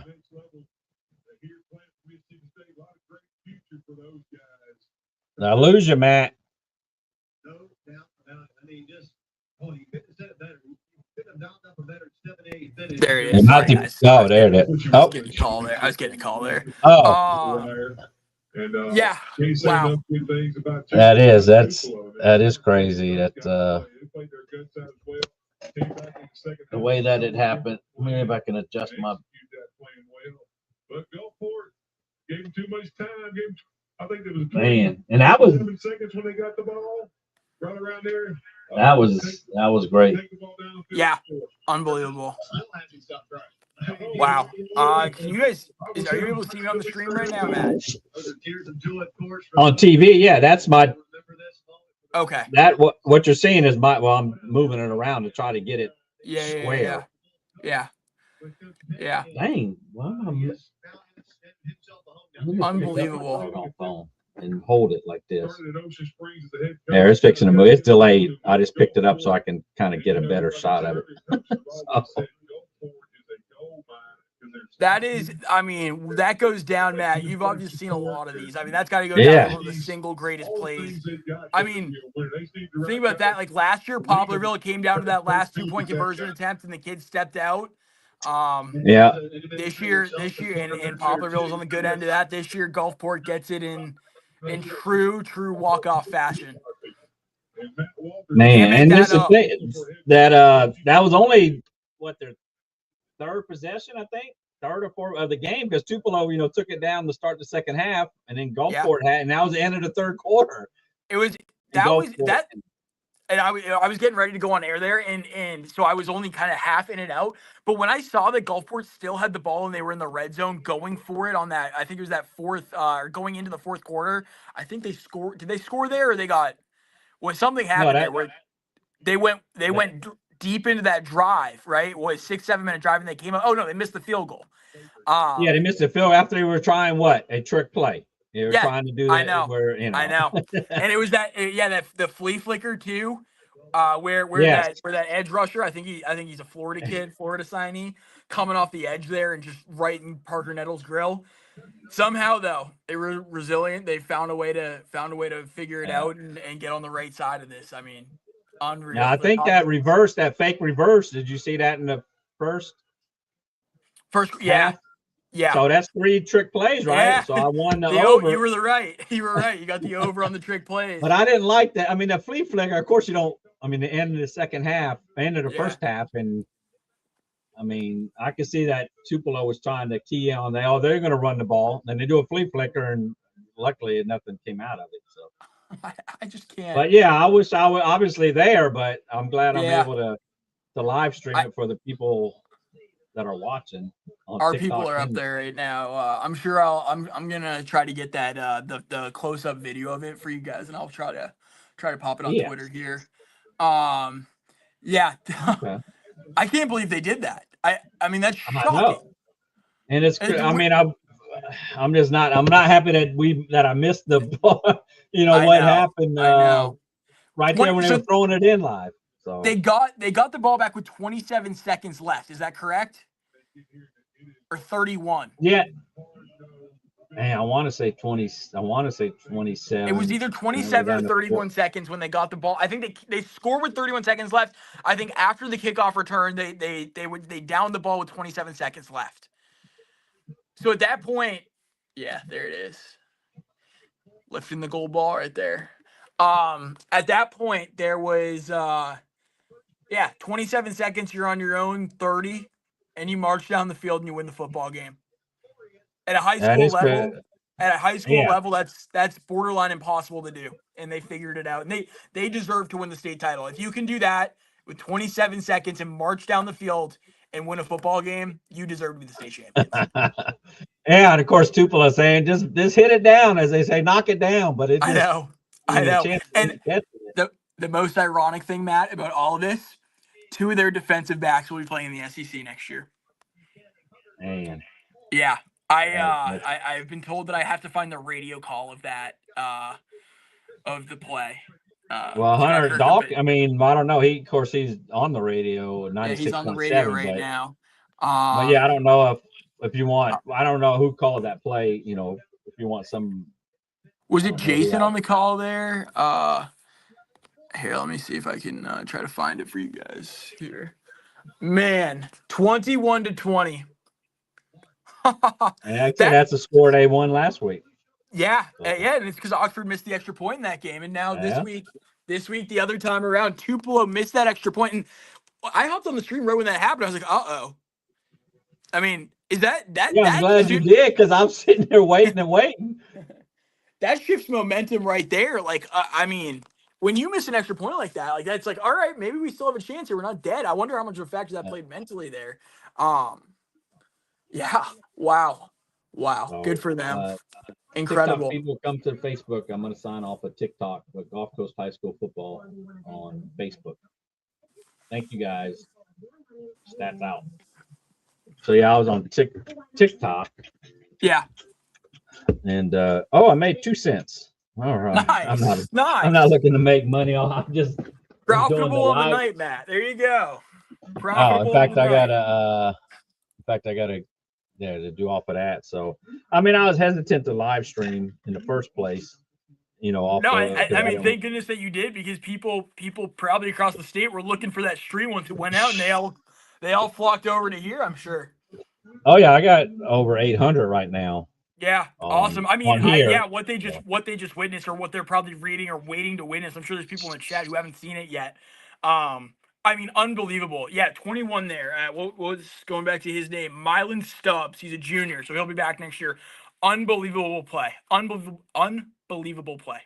I mean, that was such. I mean, that was a call. That was a Saturday. It was a Sunday type play. You go out there, that ball's going around, and you have the wherewithal and the mindset to go be aggressive after that thing, dive right after it, and catch it. I mean, just a remarkable play. It is in that fashion, like that is. Yeah, I mean that ball was bouncing around there for a second, and he went out and hawked it. And I can't believe those kids, those DBs for Tupelo. I mean, I got to go back and look at it again, but those, like I said, those are two SEC defensive backs for Tupelo that know more than anything, just knock the football down, and you're state champs, and they didn't. Yeah, there's. Let me see. There. Well, this is Blake. Let me see if I can. Oh, let me see. Go back. Where's my stream? Let me share stream, golf. All right, share. Yeah. Our digital guy Michael just let me know that it's up on the WLX website right now. Wow, unbelievable. All right, there it is. Oh, that's the backside. That's the backside view. You're looking at my. Yeah, I'm fixing. This is Blake Levine. Blake Levine. Yeah, that.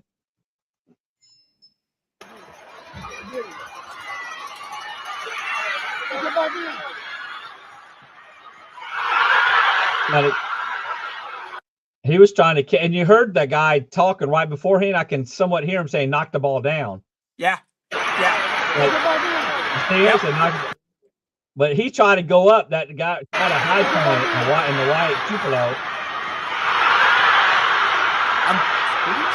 If you hear the crowd noises, something. I mean, look at the Tupelo players. They're looking like. Yeah, he tried to intercept the ball.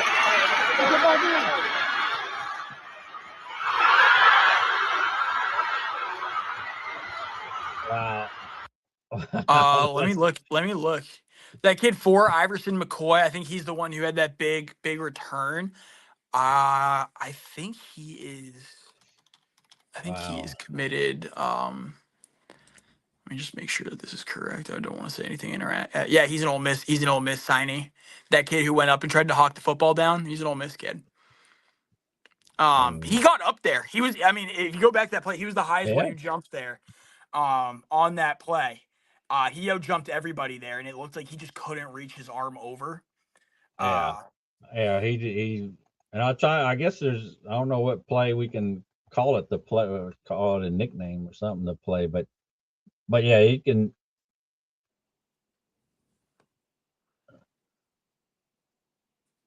Ball's bouncing. Can you run back to that again real quick? I'm gonna zoom in on my screen real quick. Just kind of go more frame by frame on that for me. All right. Okay. Because it won't let me what I wanted. Yeah. Okay. So there is. Whoever's in those orange gloves there, I don't know if that's a Gulfport player or a Tupelo player who has that. They have white arm sleeves on, which makes me think that it's a Tupelo player, which at that point, why are you not swatting that football down? All right. Yeah. So play it real quick. All right. And so now it's out. So is that 3 Tupelo players who are all combined there? All right. And there's like one Gulfport guy, and then they're there. They all went up for it. The ball's in the air, and that ball's dropping fast. That ball was dropping very fast, and we'll make sure to get you guys that backside angle of it. But Mylan Stubbs goes over. Is it Stubbs? It's Stubbs, right? Yeah, Mylan Stubbs goes over and just snatches it. Yep. Look at all those guy right there. All those blue helmets. Yeah, they all have. Instead of trying to catch it, if you just knock it down, it's not going. But And sure enough, on the outside, and I can't believe that. That's Yeah. insane. Wow. That is kind of crazy. That wow. Yeah, I mean, like I said, that defense for Tupelo there, they've got 3 SEC signees, 2 in the defensive backfield, and Gulfport found a way. I mean, that's fate right there. That's unbelievable. Unbelievable. Oh, yeah, and then wow. This is the, let me see. I was hoping to get another let me see, angle. Let me see. I don't want that.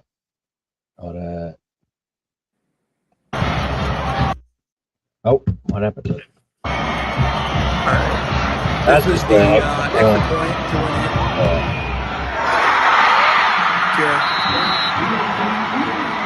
Walks it off. Of course they walk. Yeah. Wow. But yeah, that's just.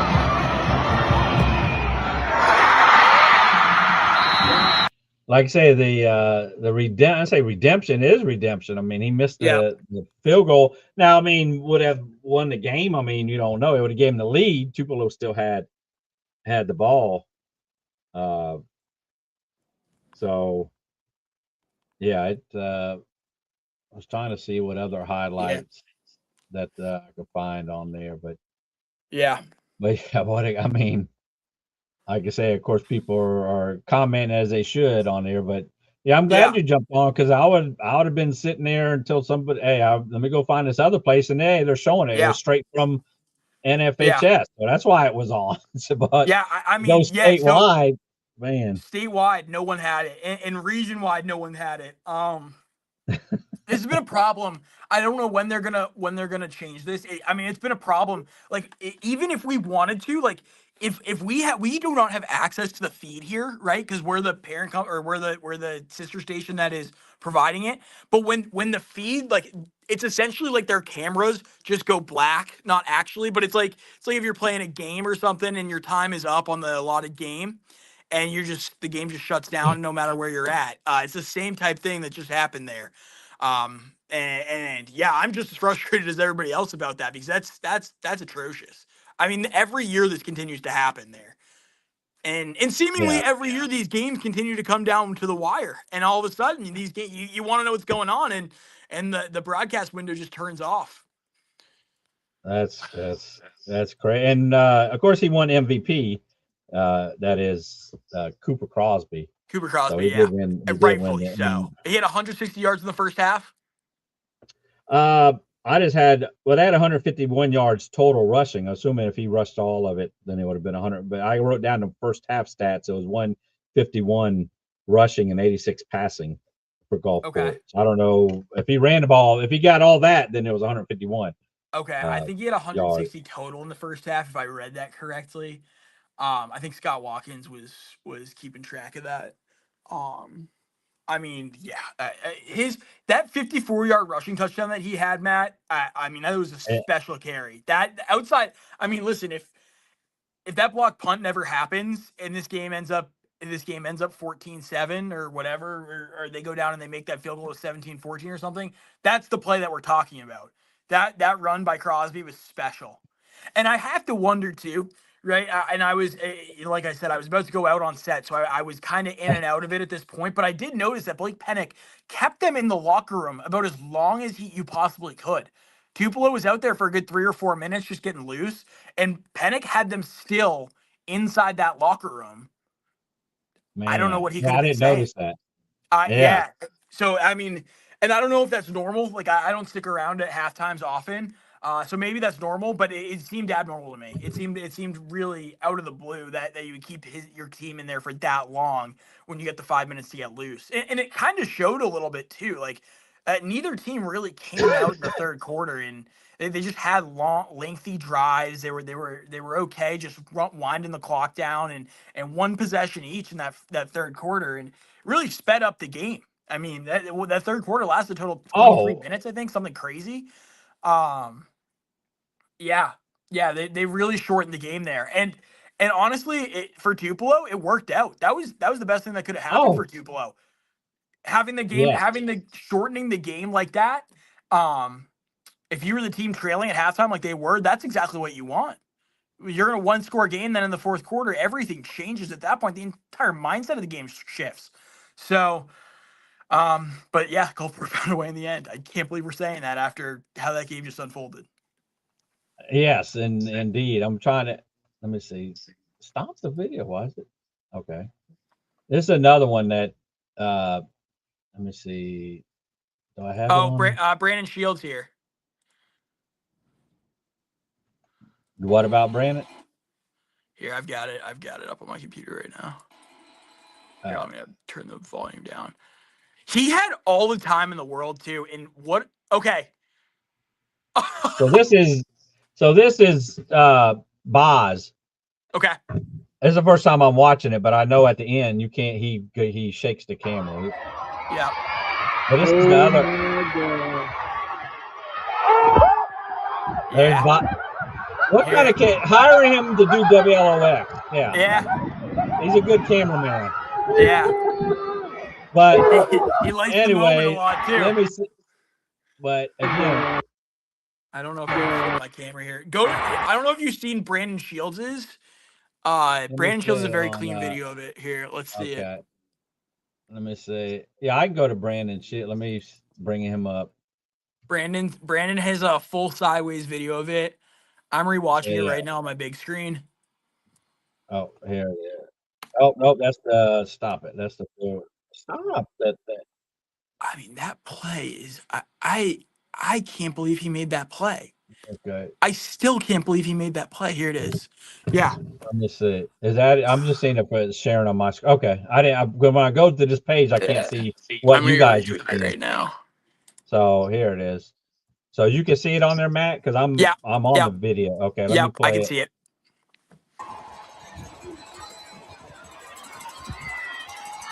But you can see the two right. You got all these guys here. You got two guys. Who catches? He catches it, right? 20. Yeah, 21. Stubbs. I keep having to go back to the sheet. Yeah, Stubbs. Where is he? So you got he's him over there. Yeah, that's him. You had him. No, that's not him there. He's on the backside. Yep, that's him. And you have four defenders.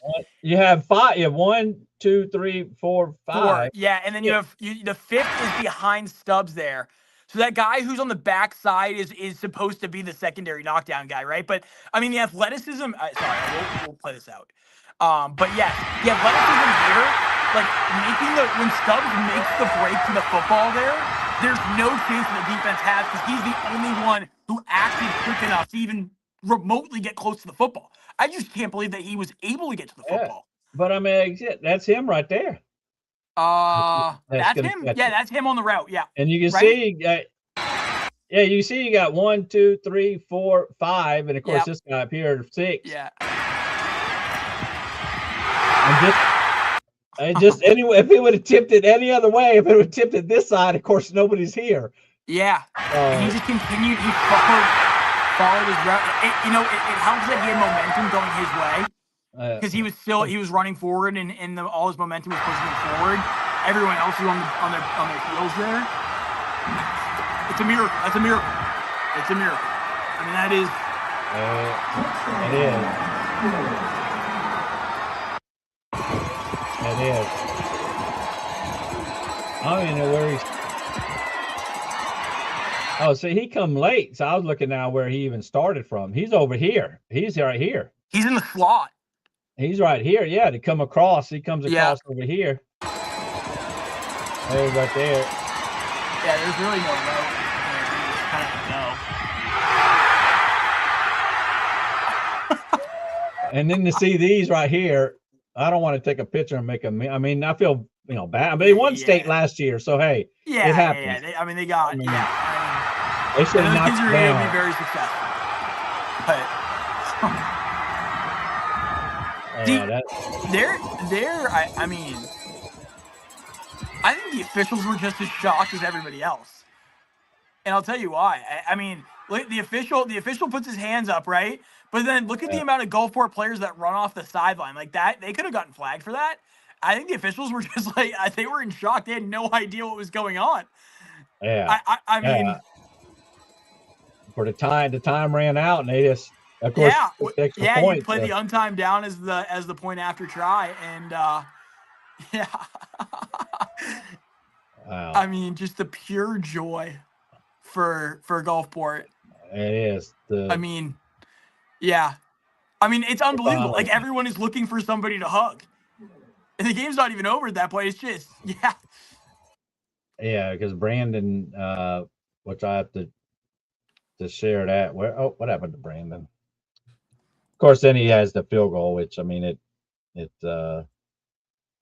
don't necessarily have to watch the field goal. No, yeah, the PAT is field goal. The PAT. So, but yeah, you exercise the 1982 one-score demons, and that's how you do it. That's how you do it, right? I mean, I mean, can be nothing but happy for them. And when you win like that, I'll tell you, Blake Pennick, I mean, he's always preached about how difficult it is to get to that point, and how even more difficult it is to win that game once you get to that point. And I think it'll make those kids coming back, I think they're going to want to dominate in that situation if they can get there again next year. And not already, I don't want to look at already ahead to next year, but that's the way these kids think. Well, here's you can see the logo, pristine, man. They're perfect. You know, let me see. I haven't watched this, but obviously, let me see. Make sure the volume is down. I like the crowd noise, but let me turn it down a little bit. Yeah. Oh, he has music on there. He may slow it down. He will at one point, but I don't.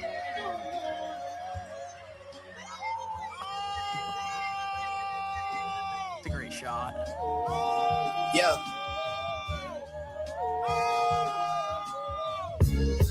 See the crib and ask who did I steal from? Price tags on making the world feel some. Wow. They don't have enough to I don't know if I can play them. Yeah. Wow. But again, I want to. He'll have a video, or somebody will have it that will slow it down, because just to look at. Yeah, the second I get the video sent to me, I'll slow it down, because our camera angle should be the same. I don't know if that's what his job was. Of course, we can't talk to Coach Penn, but you see him; he's the one who's going to catch it. So what's he? He's not looking. Is he? Is that? I wonder if that's what he's. I say training. You're the cleanup. So when you are the secondary or the third, you're the third receiver down there. Your job is to clean up. At every level of football, that's what they teach, is to get the deflection. So he's there. The idea, look at him look up, right?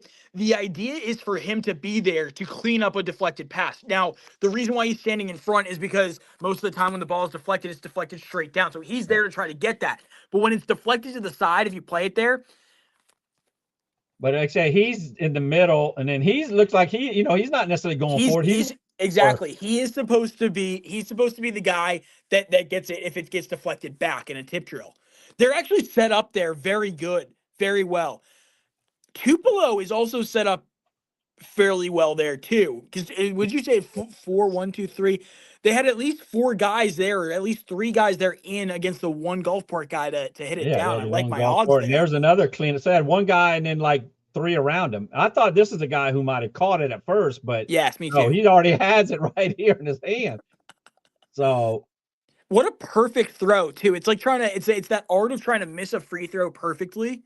That's exactly what it is. And yes, he executed. I mean, shout out the throw too. I think we'd be remiss if we don't talk about how good that ball is. I mean, it is right there in the pack, right, and just far enough in where if it gets deflected behind, it's still gonna be in the end zone. And if it gets deflected forward, you're gonna be right at the goal line in for a touchdown. It could not have been a more perfect ball there by Parker Nettles. Yes. That is that because like I said, only if it would have went the other way, because he still had a guy on the front side. Yeah. I mean, he still had a guy on the backside. Yeah. Here, I thought there was that guy right there. I want to say nope. I thought they had a guy on the other side, but it was just them 3, one right there, and then. That's a play that's been practiced. Oh, they did have a fourth guy, and he was on the other side. Yes, it was like I guess they've clearly practiced that play. You can tell with the positioning of the players. They've gone through that. Yeah, They were 'cause they it's were more of prepared like for that. Man, that's of course pristine media. You know that was there, but yeah, that is. They didn't get any You know, they said, "Hey, we're not going to rush it." Yeah, he didn't. He had the time. At the time, they dropped everybody back. I mean, I actually don't hate that because you have the best DBs in the state in your defensive backfield there. I mean, yeah, you just got to knock the ball down one time.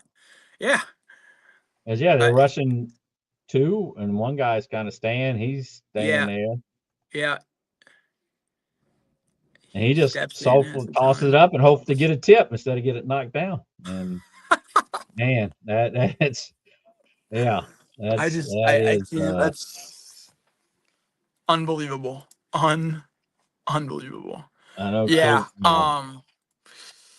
Yeah. The second that I can get that video, I'll send it over there. I wonder. I'm sure we'll be getting it here momentarily. Yeah. If they get it from all, if they could, to do it. And of course, this is let me share it. Let me do this one. This one's actually during. Yeah, we saw this is during the game. It's I don't know what kind of noise it has here. Let me see if you. Oh no, I took it off stage. All right. Okay, so this is the broadcast. Yeah, and again, they're rushing 3. Well, not even 3 p. And this is the person that's going to catch it. Let me say.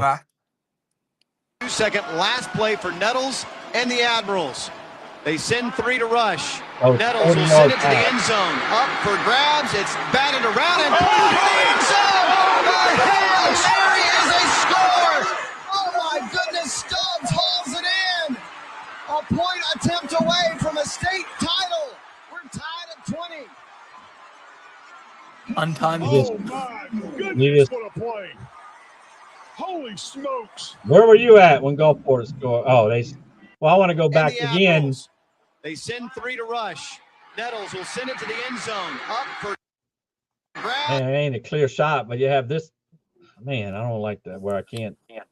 Yeah, I know. Nettles will send it to the end zone. There's 4. So there's one. That's the one guy in the middle. This guy's coming on that backside, and then this is the one's going to catch it, and he's on the backside.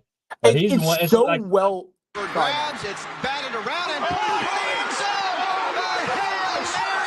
I mean, you're talking about a lifetime moment. A point attempt away from a state title. We're tied at 20. I'll let this play. It's a minute and 7. Oh my goodness, what a play. And thank goodness he didn't make the extra point. No, I know. Could you imagine? The kick is on the way. It's good. Gulfport, for the first time ever, can claim a state championship.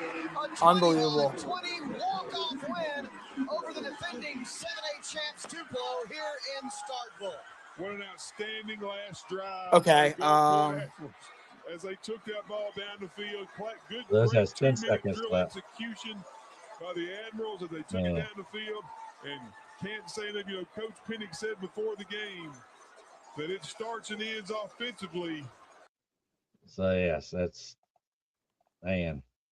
But yeah, I know you're gonna post the your stuff where you go around. Yeah. Brief look. Sorry, I'm dealing with the No. I do it all the time, man. I'm dealing with the trying to you get things you up. gotta to go off. That's whatever you need to do. Like I say, this is live. This is just it is what it is. So, but that's what I'm doing.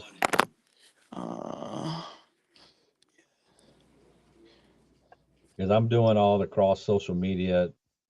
So again, the fans are, we got over 800 right now on here. Good. I mean, yeah. And what just happened there? I don't know. When's the last time you saw something like that? I know. I'm trying to think, with that situation. Of course, unfortunately with Poplarville when they went for 2 points and got the win there at the end. But something like this, I don't know. I'm trying to remember when for a state championship. With a state championship on the line. I mean, there's nothing more dramatic in sports Yes, to give him that shot, to have the plays to go down, to have a shot at it. So a decent shot. It was like I say, it was 40 yards where he actually threw the ball. Sick. So I mean, Okay. Yeah, here, Matt, I gotta just step away real quick. I'll come back on here momentarily. I just have to take a couple calls real quick, and I'll be back on. Yeah, no problem. All right, 1 second. Yep. All right. So that is Matt DiArio from WLOX. So, I mean, that just crazy how it went down with Gulfport. Yes, to knock the ball down. That's all they had to do was knock the ball down, and looking at it, it certainly appeared that he was trying to intercept the ball. Of course, we can, to show it.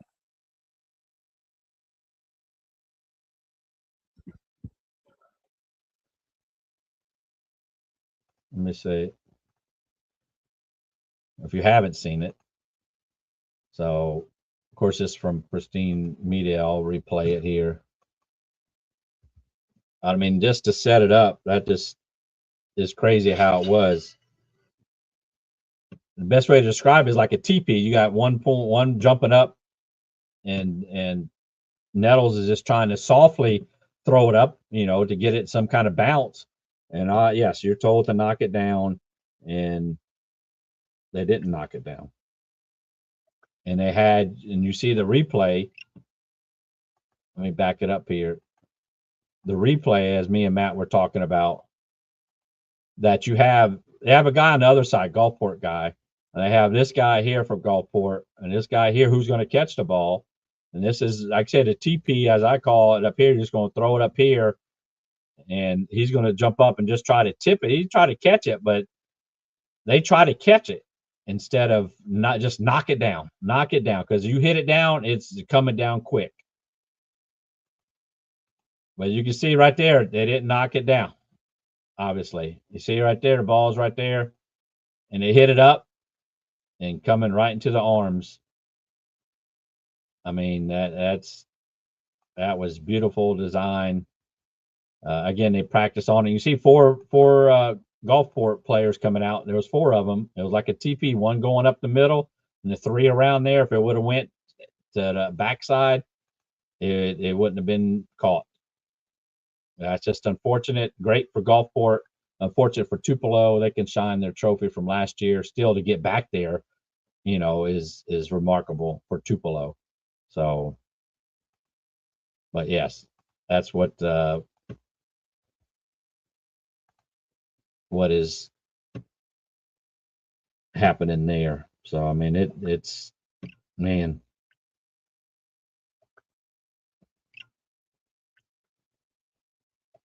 I don't know if we'll try to get on anybody else. Matt said he may, to come back on. He's with WLOX. So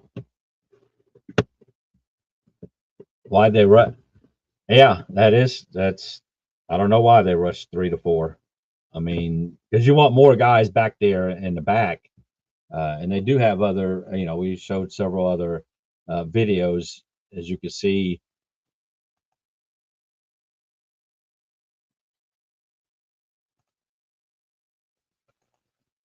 We'll try to, I'll share this. Let me see.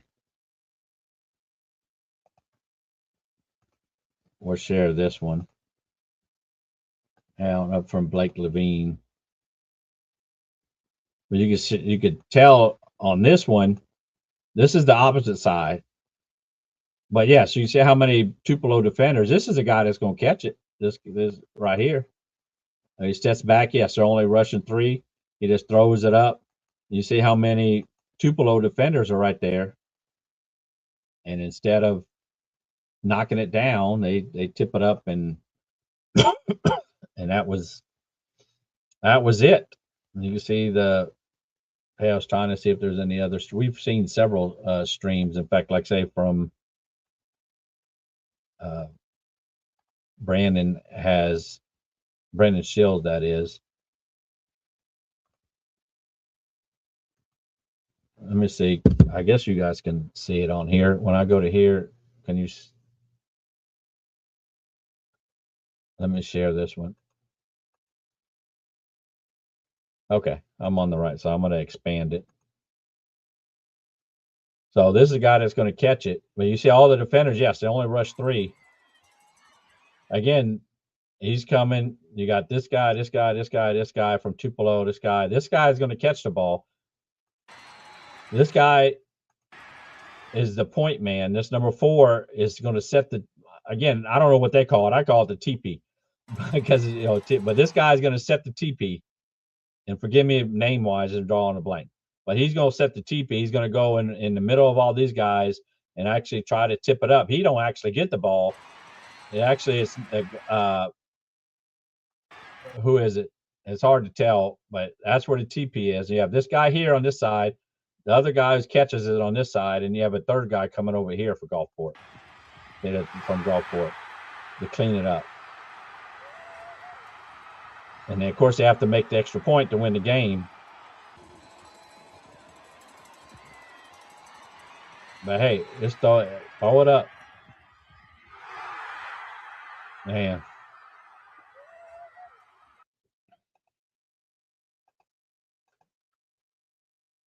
So yes. Yeah, I mean, it is hard. Hardman, as far as the players who didn't tip it, didn't knock it down. That it is unfortunate for them. But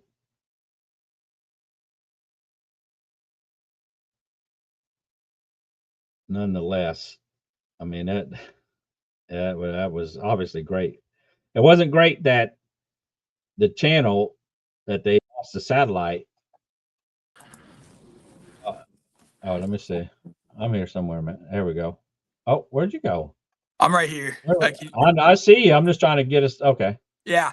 Apparently I've been told that we have a very good angle of it. And it was a design play. I'll confirm it was a completely practiced play. Nettles spoke about it after the game. I'm getting that soundbite sent over to me right now. But yeah, they practiced it. From what they just told me on the field, it was just a Nettles masterclass. They said it was the best drive put together by a Coast quarterback all season. Which I believe. Yes. I mean, he played the sidelines so well, and I think I said last night to you, if they're gonna win this game, Parker Nettles is gonna have to make the big throws to the sidelines, and he did. I mean, there's a reason this kid's gonna be playing Thursday football next year. Yeah. Yes, yeah. It is. Like I say, he did play it. They did do good. I mean, as far as he didn't turn the ball over. They didn't have any turnovers. They had that block punt, like I said, but other than that, they didn't turn the ball over. Tupelo, fumbled the ball. So really, most part clean, even though that fumble turned into points. That's when Crosby ran at 54 yards. Yeah. And was it a fumble? Watching the replay, it wasn't his forearm was down, I thought his forearm again. Was down. Yeah. So, hey, that's the way it goes. High school football, though. Yes. So, definitely we'll have to wait for the videos or that soundbite. Not necessarily, to put it on here live or not, but yes. Yeah, no, I can pop it on. I can pop it on. Yeah, I'll be getting it here in the next probably 5-10 minutes. I'm just gonna kind of do. Yeah, I'm just doing again some other. Yeah, so I mean, I'd be curious, like the people. I mean, this is the people who haven't seen the play. Have any of the people in the comments said anything about what happened? No, I mean, yeah, there's been, in fact, I mean, it shows up, but like the Andre greatest play probably in state championship history. Yeah, I love that. Top hat, to do that. Of course, great job. Yep. Execution. Let me see. Oh, he was asking why did Tupelo only rush 3 or 4? Oh, what did they do? They rushed 3. Yeah, I think they rushed 3. Yeah. So why they rushed right in? Because they wanted, more in the end zone to try to, I guess. Yeah. I mean, when you have an SEC guy at all levels of your defense there, you're going to be, they will live in the heads of those. Yeah, you're stuck with that for the rest of your life. I mean, on both sides of the ball for Gulfport and unfortunately for Tupelo, but but like you said, Matt, Tupelo won a state title last year. Obviously, you want to go back to back. They still leave with a ring, but yeah, what a game. It's incredible here at Gulfport. So there is. I was looking through. I don't know if there's been many walk-off touchdowns to win a state title actually in the history of United States high school football. There's not many of those. So to win it, like I said, to win a title, to win it with no time remaining. Yeah, I mean it's about as rare as a circumstance. I mean, think about it. In the NFL, it happens once every 5-6 years, and those are I still can't believe they did that. Win state title. I know that's. But yeah, great. so I mean, from what I was told, it was Nettles that drive that he architected was the best. I mean, and obviously it's recency bias, and I don't want to throw it all out there, but I mean, looking at from the broadcast point of view, when the broadcast was on, it looked like a solid drive. But they said on the field, architected, he just controlled it the entire time. And I love hearing too that was a play that they practiced, a play that they felt comfortable with. No, I don't know if Blake Pennick spoke about that. I'm sure Pennick was just asked about the emotional element of things. But Nettles, I mean, him confirming that was a play that they practiced. You see it there, and it's executed to literal perfection.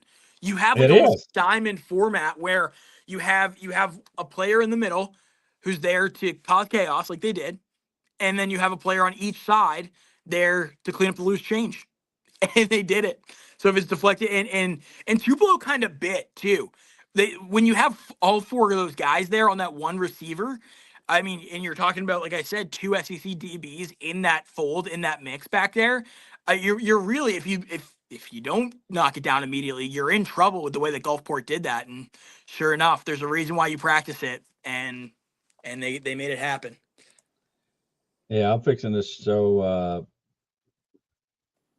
what I normally do at the Coast Clips is what I call it, and what I'm posting on here. Let me see if this one does any good here. But I'm gonna tell y'all with a tear in my eye, this is the greatest moment in my life. When you walk around this world and you tell everybody you're number one, the only way you get to stay number one is to be number one. And this is the only title in the wrestling world that makes you number one. I'm going to tell you all. I love that. Yeah. That's awesome. So awesome. I do it for every, I just did it when we had Coach Beach on I did it last year. So I do have what's that? Is Coach coming on? I haven't texted him to see if he would come on. I mean, I guess I always could text him and see if he will. I know he's doing a lot of media, a lot of things. But no, I can actually text him here and see. I'm actually putting together our morning show, our stuff for the morning right now, with it leading the show. Admirals. Let me see. I mean, he has nothing else to do besides celebrate and then drive. I guess they're probably getting right in the bus and coming back. Is that correct? Oh, I would say so. Instead of, I don't know. I mean, if you're Gulfport, I mean, this Blake Pennick told you what was going to happen. I mean, within 3 years, he said he was going to. I don't know if he explicitly said he was bringing a state title, but he did say that they were going to have boatloads of success if X, Y, and Z happened. And he said, you have to do this for me, and I will bring you success. And Gulfport bought in, and they did it. And now look they're reaping the benefits of it. And Blake Pennick called his shot, and he delivered. And so, you know what? Why not get him a hotel tonight and celebrate up there in Stark? Yes, I text him to see if by chance he can, but that's all I could do is ask him. So we'll Yeah, see. absolutely. So we're going to be getting that video over momentarily. Just, I don't even know when that sinks in for a coach or for a player like that. Yeah, the way that because if it drops, you're done. You're totally, different mindset. I mean, you're thinking of what could I've done differently. Yeah, exactly. You have at that point there is. So it's kind of on you're on the fence. Either you're gonna, like I said, it fell on the right side. So great for and it's 99.99% that you're not converting that, by the way. So yes, it's not it has to be. Yeah, it's not looking. It's not looking favorable there if you're Gulfporting. Yeah, I mean there's about. And that's the moment. That is the moment of people's lives, right? Like that's why they do what they do, and that's why Blake Pennick does it. And yeah, that will forever be one of the greatest moments of those individuals' lives. I mean, truly unbelievable. It is. I saw one comment, which is just a comment about, of course, where is he from? Not from, but where he is. Brandon, correct? Yeah. And, somebody says, "Oh, he's going to go to Brandon now." Because they're looking for a coach. But I don't think that's apparently gonna happen, but who knows? Hugh Keaton just texted me, said the radio voice of the Atlanta Braves called the Gulfport game on the statewide radio network. His call of the ending was incredible. Oh, well, that's good. Of course, there's no way, at least for me to get it to look at it. That is. There is. Yeah, see, Ben Ingram. He was on the call for the game for the statewide radio. He's the voice of the Braves. And apparently it was incredible. That's what. As a radio announcer myself, I don't know how I call. I mean, but I call the national. I don't know how you butcher that one. Yeah. I mean, we've called where they won, on a 2-point conversion, but not for a national champion. The national championship was decided, when Gulf Coast won it. But to call that for a championship, that is, and that's we always like to hear the radio call because you're describing it it's a little bit different than seeing it with the person calling it, seeing it. So, but Hunter said he'll probably come on. Hunter Dawkins, that is, he called the game, and of course I coach, text Coach Pennock, and we'll see if he'll come on, because I mean, of course, obviously he's celebrating and for sure, obviously with it, bring that golden ball. So first time since 2000, like I said, with the highest class, Moss Point winning, 5. Yeah, I'm looking up right now for all the people on the stream. I'm looking up the radio call as we speak. The Mississippi, station. Because I'm gonna try to pop it up on here and see what I can. I'm gonna try to pop it up on the desktop here and see if I can go back in time to it, because sometimes those calls are cast on there. So yeah, I'm gonna try to do that. And Ben Ingram is his name. Yes. Because the station was 10. I mean, it's different from down here. The statewide station 90.3 down here. Yes. But the statewide station was one. I have it on. It was 105 something that they advertised, which I don't have it on. Let's see if I can. WMAH, is that correct? MAH.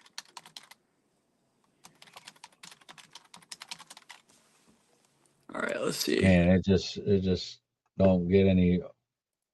Last play for Nettles and the Admirals. They send 3 to rush.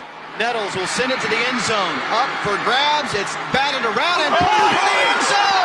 The Hail Mary is a score. Oh my goodness, Stubbs hauls it in. A point attempt away from a state title. We're tied at 2 and pulled to the end zone. Send 3 to rush. Nettles will send it to the end zone. Up for grabs. It's batted around and pulled to the end zone. Oh my Hail Mary is a score! Oh my goodness, Stubbs hauls it in! I can't. Was that the TV? Yeah, that was the TV one. That's still a great call. Oh yes, That's yes. still a great call. Here, I'm looking to try to go back in time here on this. It's buffering right now. See if I can go back here and grab it. So yes, Ducksworth, Lorenzo. Yeah, I remember. Yeah, catch had me like. Yes, it was. It was. I mean, I'm glad at least I stayed on to watch it. It was, even though it was delayed, I knew what was going to happen. Yeah, because we saw that. But MFHS was delayed on the actual website. So yeah, I look on the TV when it said it's on, and it was back on, and I see it's 2020. It's like, what? We're going to overtime, and I forget they had a fit, and that's when they're going out to kick a field goal. It just, man, it's. I'd imagine. I mean, you know, we fired up down here, and imagine, you know, with them being up there. Just yes, I wish I was up there, but I'm glad at least I was able to bring it to those who couldn't watch it. So, and I did that for a couple games earlier, but yeah, so the coast has finally done it, and we need to do it, you know, more than this one time, but we will certainly enjoy this one time. As again, you know, Coach Pennock had to wait, you know, as you mentioned last night about for Gulfport to come to Gulfport, third year there. They brought you there. Hey, I can win us a state title. He tried at Osha Springs, went to South State, couldn't get the state, and they brought him over, said, hey, let's do this. And certainly, you know, in his third year there, was able to get that state title. Again, not just the weight of Gulfport Admirals fans, but Coast football fans. Hey, let's go up there and show them that the Coast is rising up and playing much better ball, and we're not just stepping stones. And, you know, Gulfport was able to do that. So not only did he just have the Gulfport fan base, but Coast football in general, you know, was supporting. I know a lot of fans today, or during the broadcast, were saying, hey, I'm from Picayune, you know, let's go Gulfport, or I'm from Osha Springs, let's go Gulfport, you know. So that's great that happened. Matt, I just sent you over the stream, or the radio call of it. You can pull it. I just DM'd it over to you. Should be able to. Hugh Keaton just sent it over to me. All right.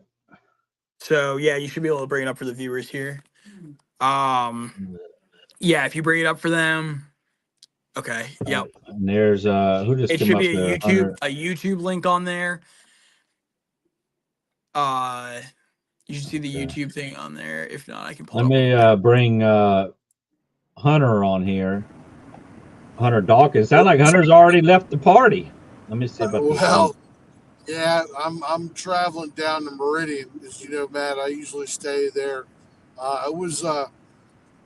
We saw everything. It was that was by far probably the most energetic and the most, you know, that's what you want a state championship game to be. And, you know, I was very honored to be calling the game on the radio with my partner, Harold Rose. You know, he and I have had that opportunity to call games, him being the play-by-play and me being color.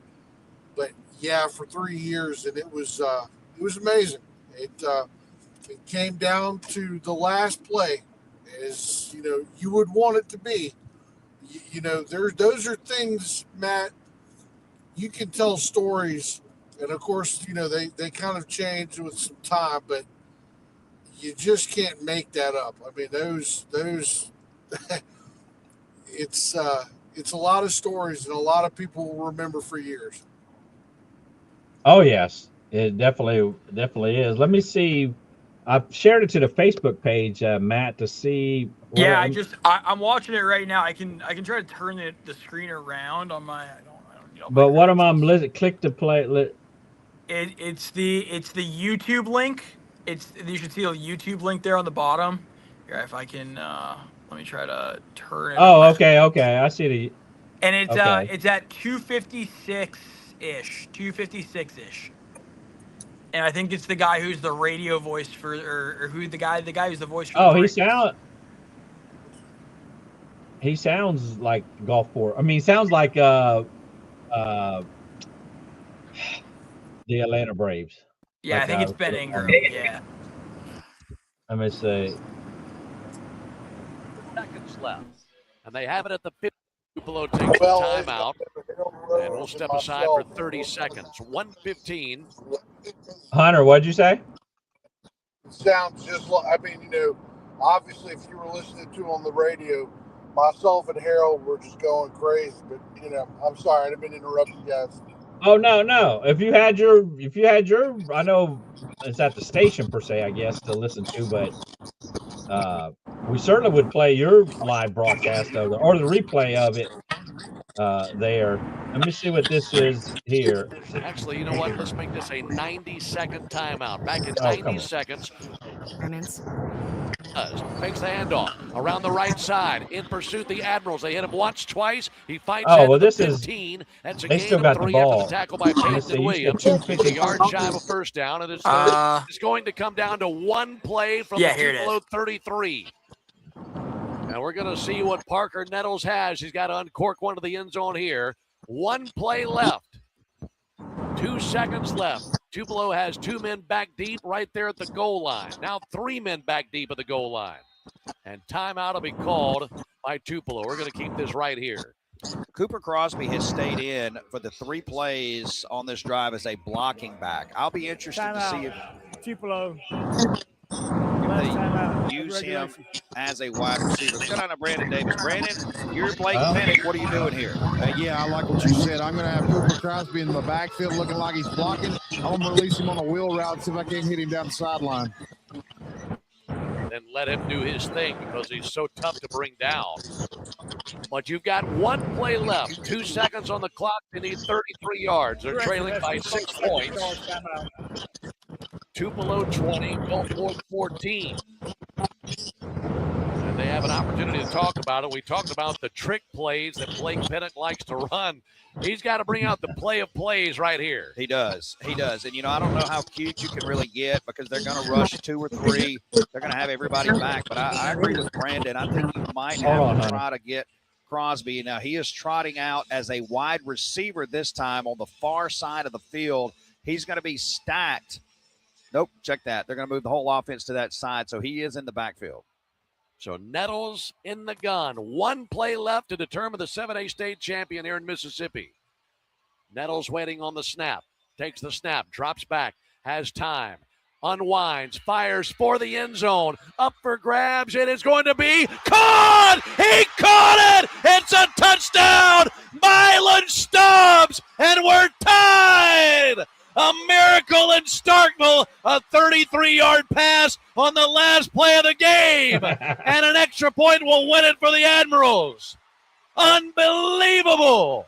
The sideline is electric. They're bouncing up and down. Parker Nettles put lots of air under it. It was deflected and caught in the middle of the end zone by Milan Stubbs, the catch of his life. Timeout. Gulfport. Man. And now the Admirals called timeout. They can win it with an extra point. The miracle from Gulfport. Holy my. Brandon Davis, what in the world did we just see? I don't know. I was looking right at it. They threw the ball up, and it was tipped about the goal line, and instead of knocking it down, it was knocked up, and a Gulfport wide receiver was sitting there. I don't think he could believe it was about to fall into his arms. What a play we just witnessed here at Scott Field. A 33-yard heave by Parker Nettles on what could be the final pass of his high school career. Yeah. Now the game is on the foot of Carter Platt. He missed a 28-yard field goal earlier. He can wash all that away with an extra point to win it right here. Carter Platt, right-footed kicker. Just needs an extra point to give Gulfport the state championship in 2025. Waiting on the snap. He's focused on his holder. Snap back, hold down, kick away, kick is good! Gulfport wins the state championship on a miracle final drive in Starkville. It's their first ever state championship, and they have spilled out onto the field. What enthusiasm. They're running all over the place.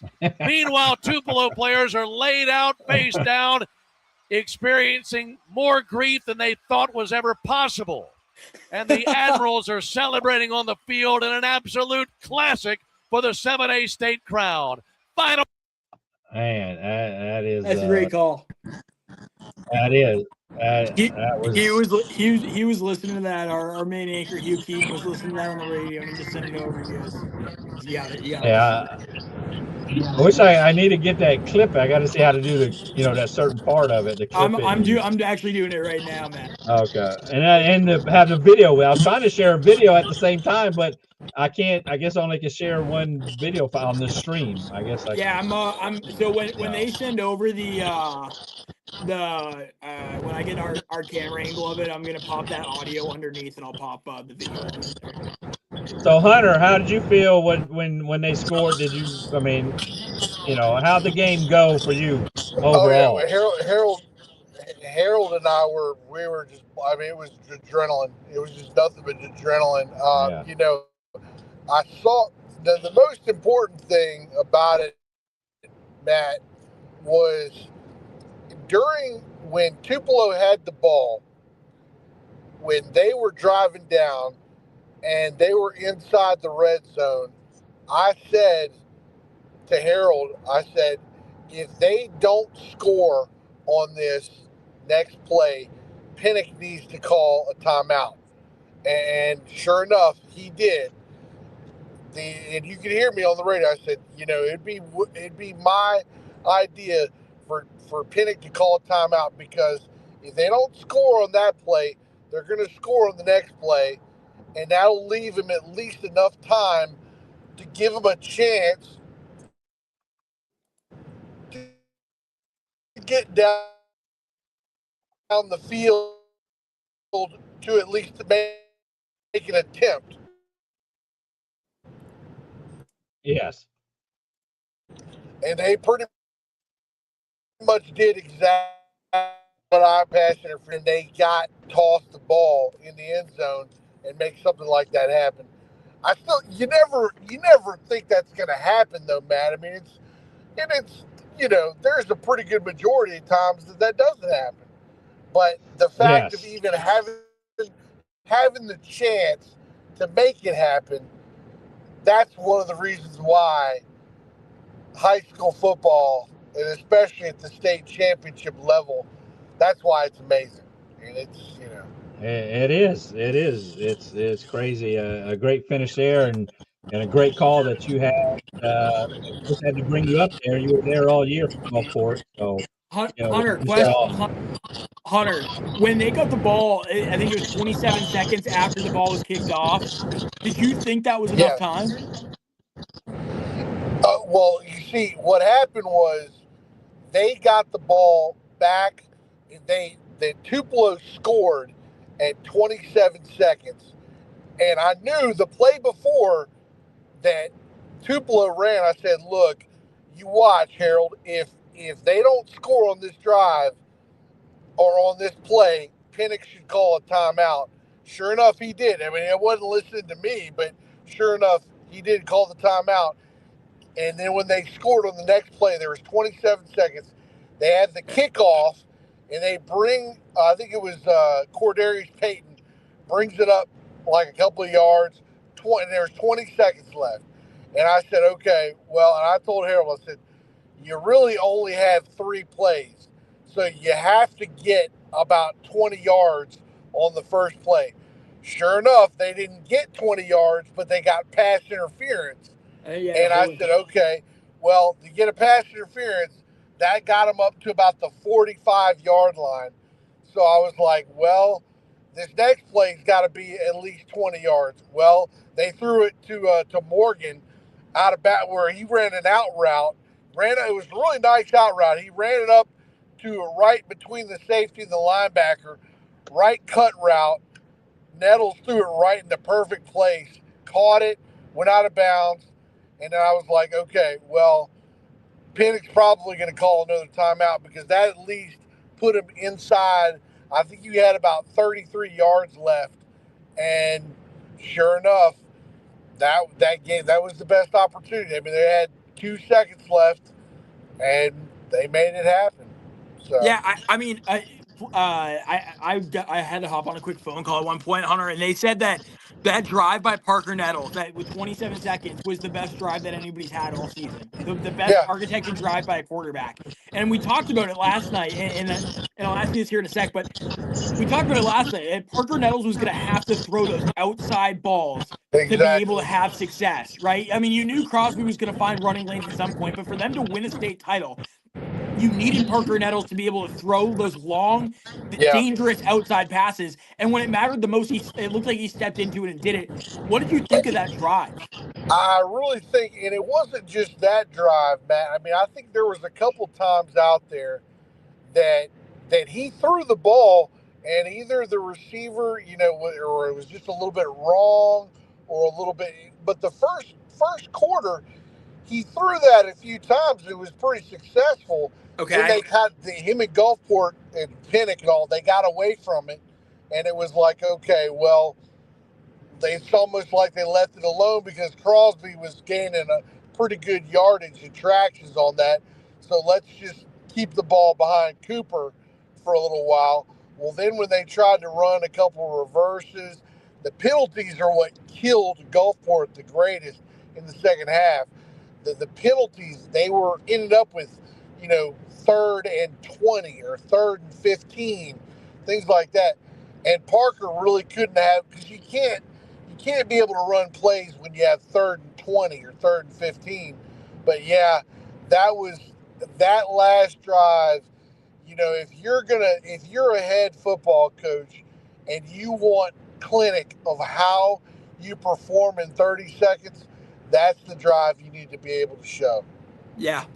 I mean, there's a reason that kid is, and I just got sent the video. Our video of it is Nigel Whittington. I just want to give a quick shout out. Unbelievable job, unbelievable camera work here. And I'm going to pop this out here momentarily.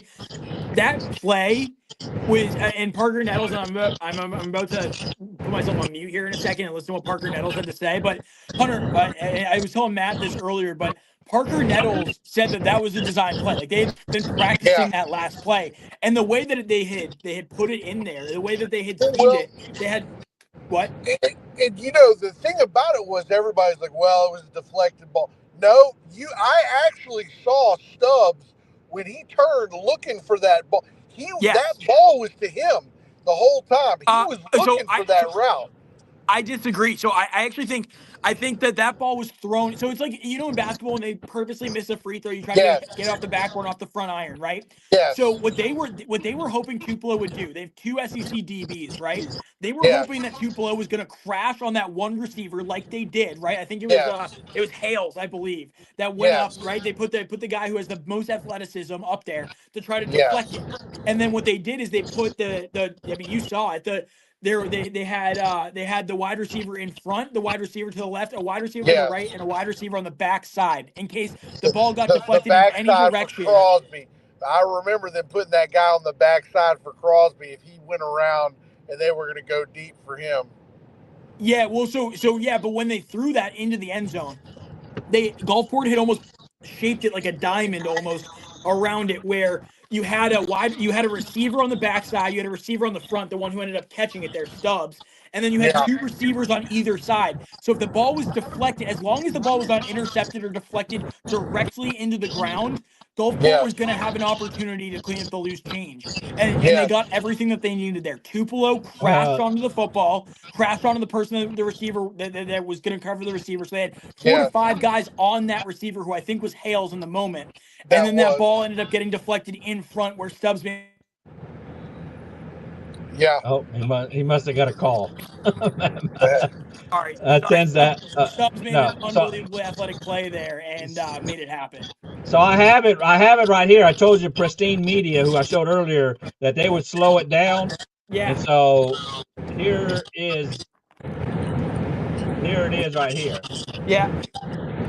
that they'll slow it down at certain parts.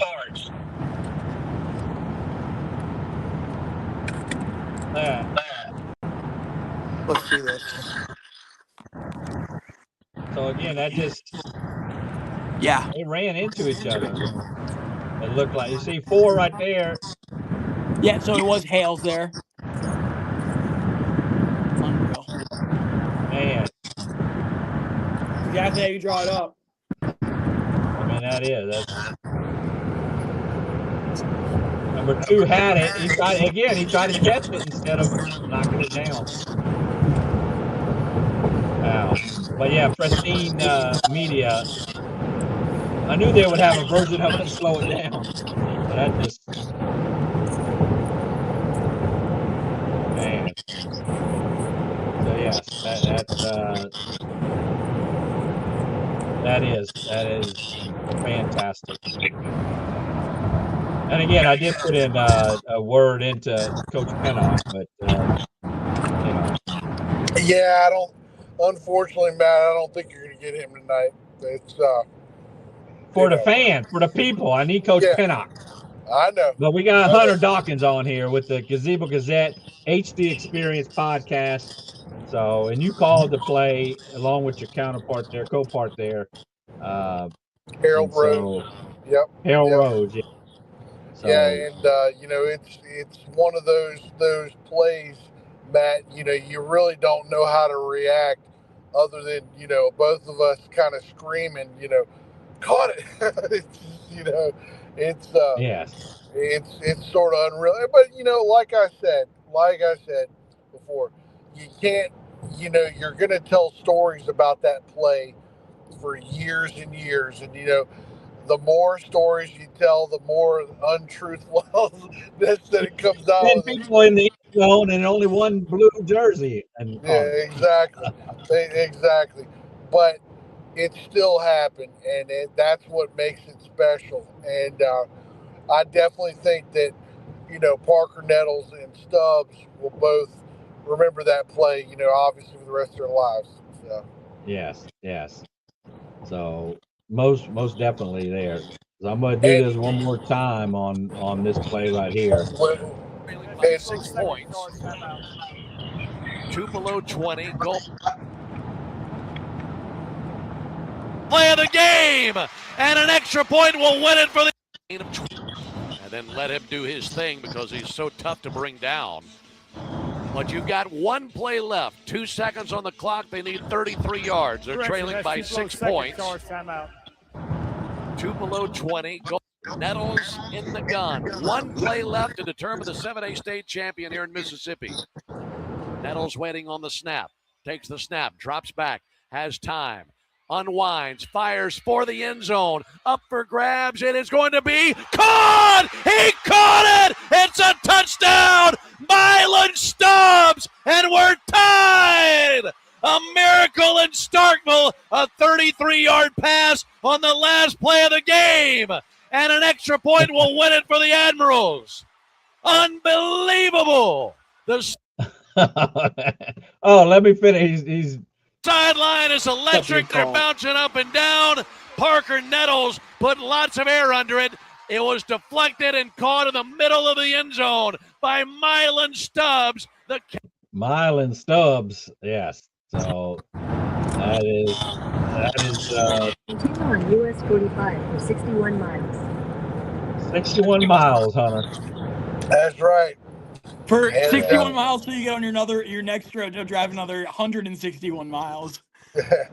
Yeah, well, of course, I'm headed to Meridian. Oh, you're going to Meridian. That's right. Right. You're going to Meridian. You stay at the, actually, I probably don't want to say where you're staying, but you stay at the Holiday Inn right off the interstate there? Well, absolutely not. But I'll tell you why, Matt.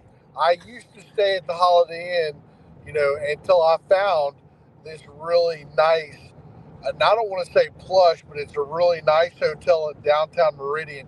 Okay. It's called the 3 Foot Hotel, and it's with the same Marriott Bonvoy that does all the courtyards and things like that. Awesome. It's actually cheaper. Not only is it nicer, it's cheaper. It's more of a luxury, like historic level. It was actually an old post office, but if you look it up, you'll be like, damn, that's a really nice. They got a nice little bar. Now, of course, I'm not going to be able to be there at the bar at night, but it's got a nice little setup.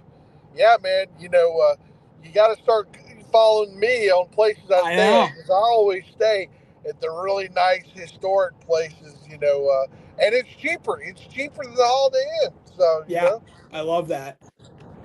Yeah, That's awesome.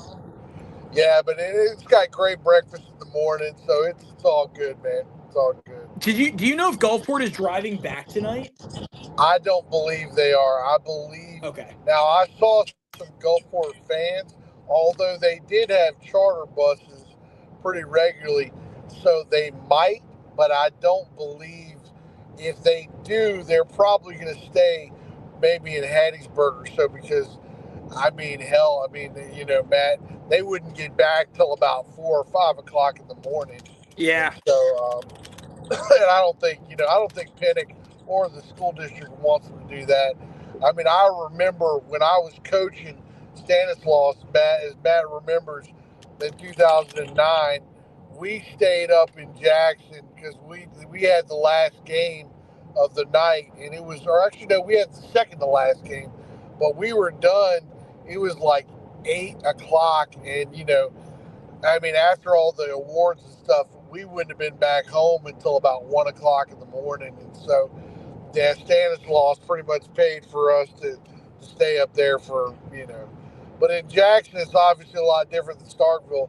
There's more of a routine, decent place to stay. So. Yeah. Let me show this. This was the play that after the fumble. I mean, nobody. Well, they did touch him right there. But that was at 54 yards for Cooper Crosby, the player of the game. And Hunter, I was saying this to Matt earlier. If the game never comes down to the wire like it did, that's the play that Gulfport remembers. Yes, of course. Talking about the block play. I was saying the Crosby 54-yard touchdown. Like, say Gulfport wins the game. Say Gulfport wins the game, and it's not this close, and nothing's worried. No, we're not worried about any scoring or anything like that. That Crosby run was about as good of a run as you can get in the situation. Yeah, of course. And really, the thing that hurt Gulfport, I think, with what Tupelo was obviously watching game film, what hurt Gulfport in the first part of the year, which they got away from later on defense. They didn't score but one touchdown in the second half, but it didn't matter because the lengthy drives, the 13-minute drives, or the 13 plays, the 7-minute drives that just wore the defense out. And that was almost exactly what Picayune and Petal did at the start of the season. So, even though they weren't, it was easy to take advantage of Gulfport when you've got 3rd and short or 4th and short or 2nd and short, to where you can convert and keep the offense on the field. And in the first half, Gulfport took that away. They forced, 3rd and 7, 3rd and 6, 3rd and 5, where Tupelo wasn't comfortable with that because they had to throw the ball. And so then when they got Hill playing the Wildcat, they, of course, had to deal with a lot of 3rd and shorts. Yep. And Coach Pinnock, as he always says on our live stream, wanted them to play left-handed. And I mean, Tupelo played their game. Like I said, the second half coming out with that 7-minute drive to score. Yep. I mean, so they had, had Gulfport there, and just a great game. Just glad Gulfport came out ahead, and the way they did it, it's just remarkable. It's still, flying high here as it's right past midnight on this Saturday night. So, like I say, football is not done yet. So we still got Mississippi Alabama game Saturday at USM, and then the North-South Gulfport game the following Saturday. Well, and for Cooper Crosby, I think he's got the Matt. You might know this better than I do, but doesn't he have the U.S. Army All-American game? Yep, and I believe Nolan Wilson. I believe Nolan Wilson will also be in that game from Picayune. Okay. Yeah, Yes. You're right. That'll be after sometime in December. I think it's late December, early January. That game's in Frisco. I will tell you, got both of y'all that nobody talked about, especially on both of Cooper's runs. You know who was sitting right next to the pylon on the left side of the end zone? Jeff Lebby. Jeff Lebby. Yeah. Jeff Lebby was sitting there and said, "Yep, these two, they're playing for me next year." So, yeah. Pretty good feeling. Feeling. I mean, I'll say Jeff Lebby, if anyone had a better day than the people, than the Gulfport Admirals, it was Jeff Lebby who landed Zach Arnett as defensive coordinator and got to watch his two future running backs just star in front of the state at the state's biggest stage. Big time. That is crazy how it worked out. Or both of them, at Mississippi State, and then they'll play together Saturday in the Mississippi Alabama game. They'll play on the same. They're teammates. Oh yes, one will be a little bit more happier, but hey, the other one won it last year, so the coast is rised up and is able to claim at the highest level state championship. Hunter, did we get a final yardage marker on how far that pass was? Was it 40? Oh, for to Stubbs? Yeah. Yeah, it was 33. 33. Okay. Yep. Yeah. 33-yard Hail Mary. Are we? Yep. Is it a Hail Mary still? I mean, I Well, think it's the thing about it was, Matt, that it was 33 yards from the line of scrimmage. Okay, yeah. But Parker went back to, it was about 40 plus. 40. Okay, yeah. But yeah, He took about an 8-step drop to toss that. So. But yeah, it's still considered a Hail Mary. Man. Yeah. Well, so sometimes like if you're getting the ball within the 25, 35 yard line, and you're just tossing it and you're just going like that. But yeah, the nature of the play, like you said, Hunter, going down as a 33-yard touchdown, but throwing it from 40 plus and the arc that it had, I think, obviously. Yeah. Well, I mean, an incredible way to cap off the. I mean, everyone outside of Tupelo probably pretty happy that's how the 2025 high school football season ends. Matt, that's what that's what they do movies on. You do stories, you do movies. That play right there, and it's, and of course Pinnock after the touchdown, he called timeout because it showed him on the screen. He's like trying to, cool down. We got to make the extra point. Cool down. And, that's. Oh, wait, no. Oh, I thought you were talking about the timeout when they had him on the screen and he called the timeout and he's like covering his face with the play, with his. Oh, yeah. Yeah, I did. I remember that. Yep, that's right. Yeah. It's a little different. It's a little different there. In that capacity, when you have those jumbotrons and there's not as many people on the field as there are during college and NFL games, so you're kind of thrown into it. And there, of course, a lot of people were watching the film at least, and I guess they were showing the jumbotron up there with what on TV at least. Yeah. Well, Hunter doesn't know what happened to us, Matt. So. That's it. I don't know. I'm just, what I was calling was what I was seeing, at least from the court. Well, at least you got to see it.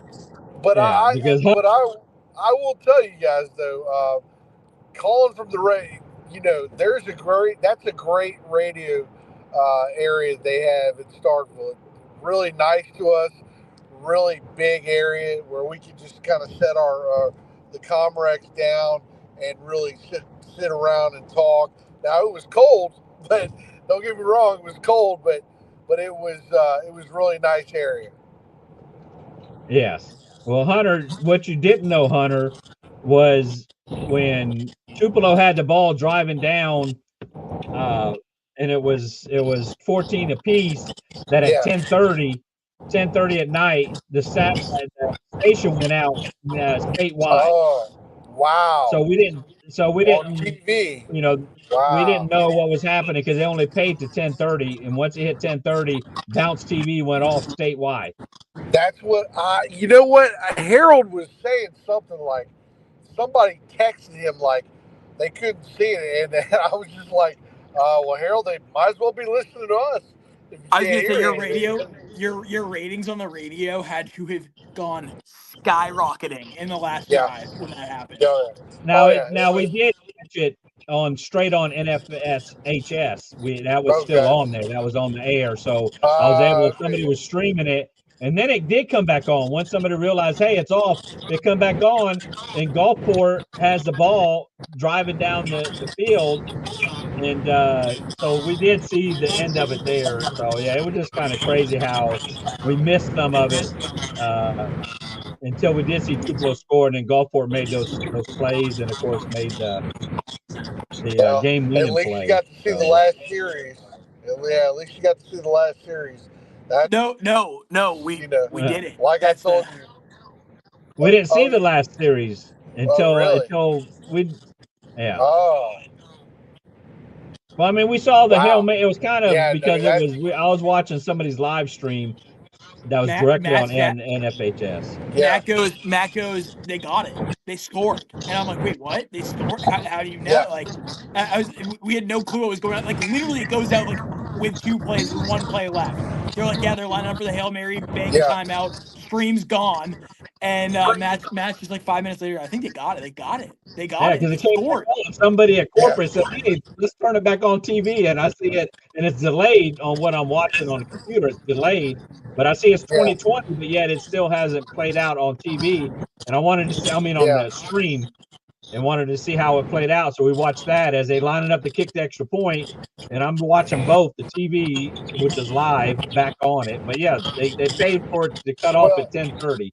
So that was kind of crazy. And of course, I mean, you know, I can't say anything like, you know, that I predicted it or anything like that, because you can't ever predict anything like that. But I told Harold, you know, when Tupelo was down there, you know, and it was a second down where they went for it, and after there was a penalty on Gulfport, the unsportsmanlike conduct, got him down inside the goal line, half distance from the goal. Yes, sir. Hunter, let me hold on just a sec. Let me bring on. Okay. The state champion 7A, Coach Pinnock. They are glad you could join us, Coach Pinnock. The fans were waiting, and it was a long time wait, but well deserved. How you feeling right now, man? We're feeling good right now. We got the bus full. Hey guys, everybody, go Champs! Let's go! Yeah. Man, you know, it's a great feeling, Matt. Okay, not how we drew it up, but we'll take it. Yes, indeed. As we got Matt DeGorio on here from WLOX, that is also it was crazy how the game ended. And we have Hunter Dawkins on there too, but just a crazy game per se. I mean, it went as I expected. You know, with you guys coming out scoring first on Cooper Crosby, and then they scored, and then on the fumble, you guys capitalized on that turnover, and then you guys they took over to come out the second half. So you did run a couple trick plays. I was on the right side of saying he's going to run at least 3 trick plays, and you did. So that was great there. But I mean, you guys practice at the end. We'll go straight to the end. You guys practice that Hail Mary, as if I could say. You guys practice. Oh yeah. I mean, we knew exactly. I mean, obviously, you're not 27 seconds, 70 yards, or how many ever it was supposed to be to go. I mean, that's not ideal, but we do practice that quite a bit. We practice it on every Wednesday and every Thursday, and so those last 2 plays of the game, we do that every single Thursday for as long as I've been a head coach. And so we got disco was the deep out that Javice Hales caught, and rebound, which was the Hail Mary play call. And so just to be able to go out and execute is one thing and all that. So I was just proud of our players, proud of our coaches, just stayed in it till the end. Were you surprised at the way that Tupelo attacked that ball there at the end? Like Hales was the lone receiver there, and it looked like they had 4 or 5 DBs, including 2 guys who were heading to the SEC. And then you have you guys almost pop your wideouts in like a diamond formation where you had a receiver in front, which was Stubbs who caught it, and then you had a receiver on the backside, and then it looked like one on the right, one on the left, like almost like if you were to miss a free throw and try to get the rebound to put it back up and in. Was that the idea of that play, and Tupelo kind of bit at it? Matt, the play's called rebound. Yeah. Genius. No, I mean, Literally yeah, genius. no, that's exactly what it's supposed to do. You're trying to box out the defenders and get one guy to catch it. If he doesn't catch it, everybody else is trying to catch the ricochet. And it played out perfectly to perfection. Yeah. That was It did. Yeah, absolutely. No, it was an exciting way. I couldn't believe it. The biggest thing I had to do right after the play was get everybody off the field and try to call a timeout before we got a penalty. Yeah. So I actually said that too in the moment. I was like, is there a chance here that Gulfport they're going to get penalized as everybody's running on the field? And then you guys, the kicker there. Let me make sure I get Carter Platt. Yeah, goes out there and just completely drills the extra point with everything on. Yeah. He looked at us. Anybody that saw me, I guess, on the camera, I think I saw it. We told them all to take a deep breath, all that stuff. Like, hey, here we go. But it's literally the very first thing we do at practice every single day. And so, I mean, he just told me, say, Coach, hey, we got this. Let's go ahead and go. I said, all right, well, y'all go ahead and knock it out. Here we are. I was talking about this with Matt last night, and with I've been talking about this for the last week with everybody, really. And you, when you took the job at Gulfport, you had everybody collectively in the district buy into what you were doing with this in mind. But it's one thing to say it, and then it's one thing to do it with especially with how quickly you guys have done this. I mean, what does it say about what you have done specifically, but the buy-in that from everybody else to trust this process and then to see this come to fruition? Well, I tell you, it isn't just me, man. I promise you this. Like, I mean, you said it every time you come and interview us and all that. I have the best staff in the state of Mississippi. When we got guys that live and breathe ball, man, and they pour into these players, and they're sharp dudes, man. And obviously, it took a lot. When we first took over the job, it wasn't where it needed to be. Yeah, it was a long way away from where it needed to be, but our commitment with our superintendent Glenn East and our athletic director Matt Walters and our principal Dr. Rachel Gibson. I mean, everybody has completely bought in, and you don't win 7A state titles by accident. You have to have great players, but you got to have buy-in from the school district, from the community, from the high school, from everybody involved. Yeah, that's awesome. Congratulations, Coach. Yeah, I mean, what a heck of a game. That goes down as probably a top 10, probably top 5, maybe top 1 moment in the history of Mississippi high school athletics right there. I mean, there is nothing, and Hunter Dawkins was saying this earlier, that's the stuff that they make movies about. 27 seconds left. I mean, backs against the wall. Your quarterback, who's in your system for the first time ever in the first year of it, goes out and puts together a heck of a drive against DBs who are all going SEC level, and you guys, against all odds, go and do it. How about that? They'll write stories on this one for a while. 100%. Yeah. Leonard, do you have a question for Coach? Coach, congratulations. And just like Matt said, that I told him, I said, they make movies about this type of ending. And of course, congratulations on everything and all that you've done. My thing is, what I was going to talk to you about was what I thought was really the best coaching move that you did was during the last series of Tupelo, where you stopped them and called a timeout. Because I knew that you figured they were probably going to score, but you needed to have time to be able to get back and score. So if you talk to me about that, Coach. Yeah, no, I mean, as we're going down there and start looking at it and thinking about way games play out, I did not want to have them lead the clock down for a game-winning field goal. So I wanted to burn the timeout to see if we could at least try to use some downs and get the ball back with some time.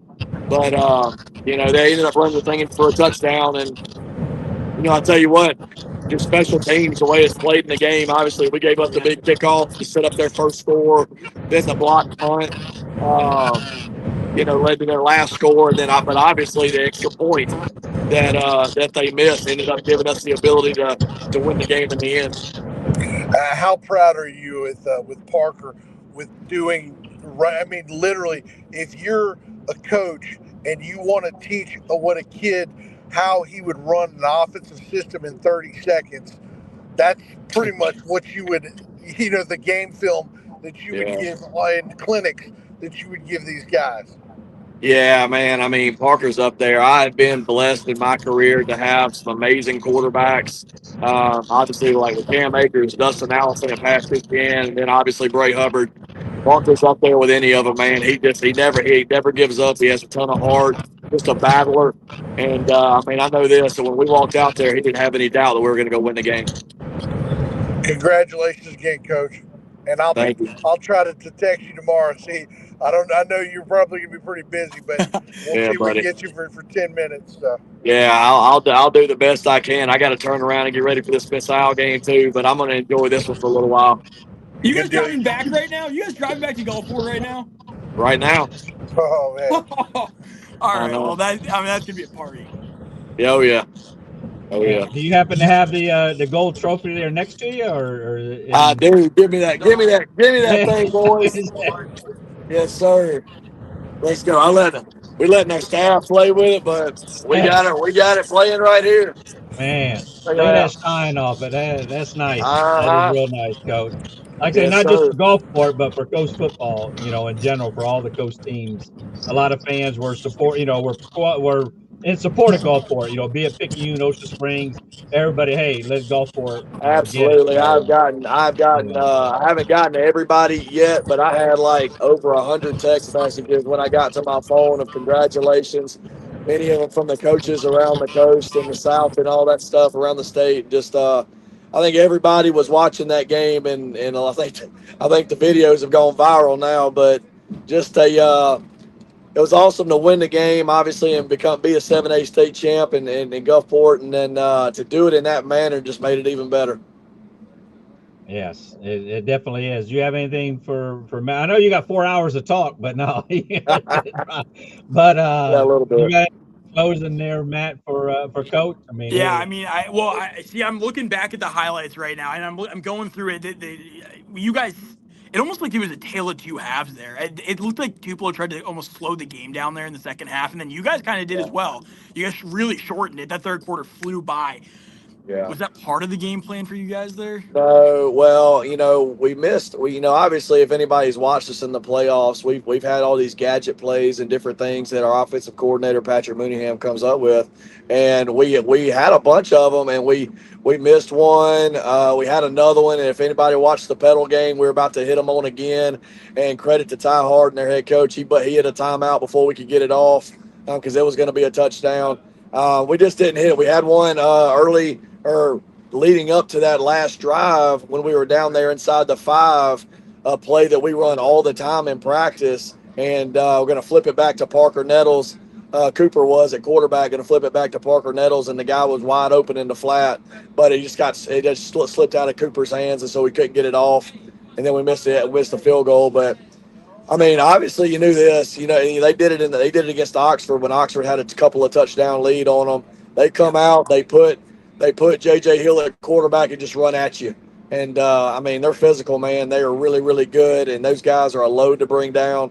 And so it was a gut check, man, I'll tell you that. I mean, they were on the field for a long, long time, our defense was, and we had to stand up, and we were able to put a couple of drives together to keep them off the field. But, yeah, that thing went by fast. Yeah, I mean, that second half was speeding by. I guess I just – when you look at this, the whole journey of the season and then the way that it ended, and I'm sure Ty, every person I talk to that's in a moment like that says it slows down to a point that you never have in your life. And in those last, you see 27 seconds left there, and you're like, man, is it over? And what do you say to high school kids in that moment to go out there and try to really need a miracle? Well, the biggest aspect of it is they didn't do anything else that they weren't coached to do. You know what I mean? Like, we say miracle and that kind of thing, and a Hail Mary, that's like one of the lowest. That's the lowest percentage play, there is, obviously, outside of an onside kick kind of thing. But, I thought our guys, I think this thing, I'll say it, wrap it up like this. It really spoke to the culture of our program right now, just because at 27 seconds left, we haven't really done much on offense in the second half.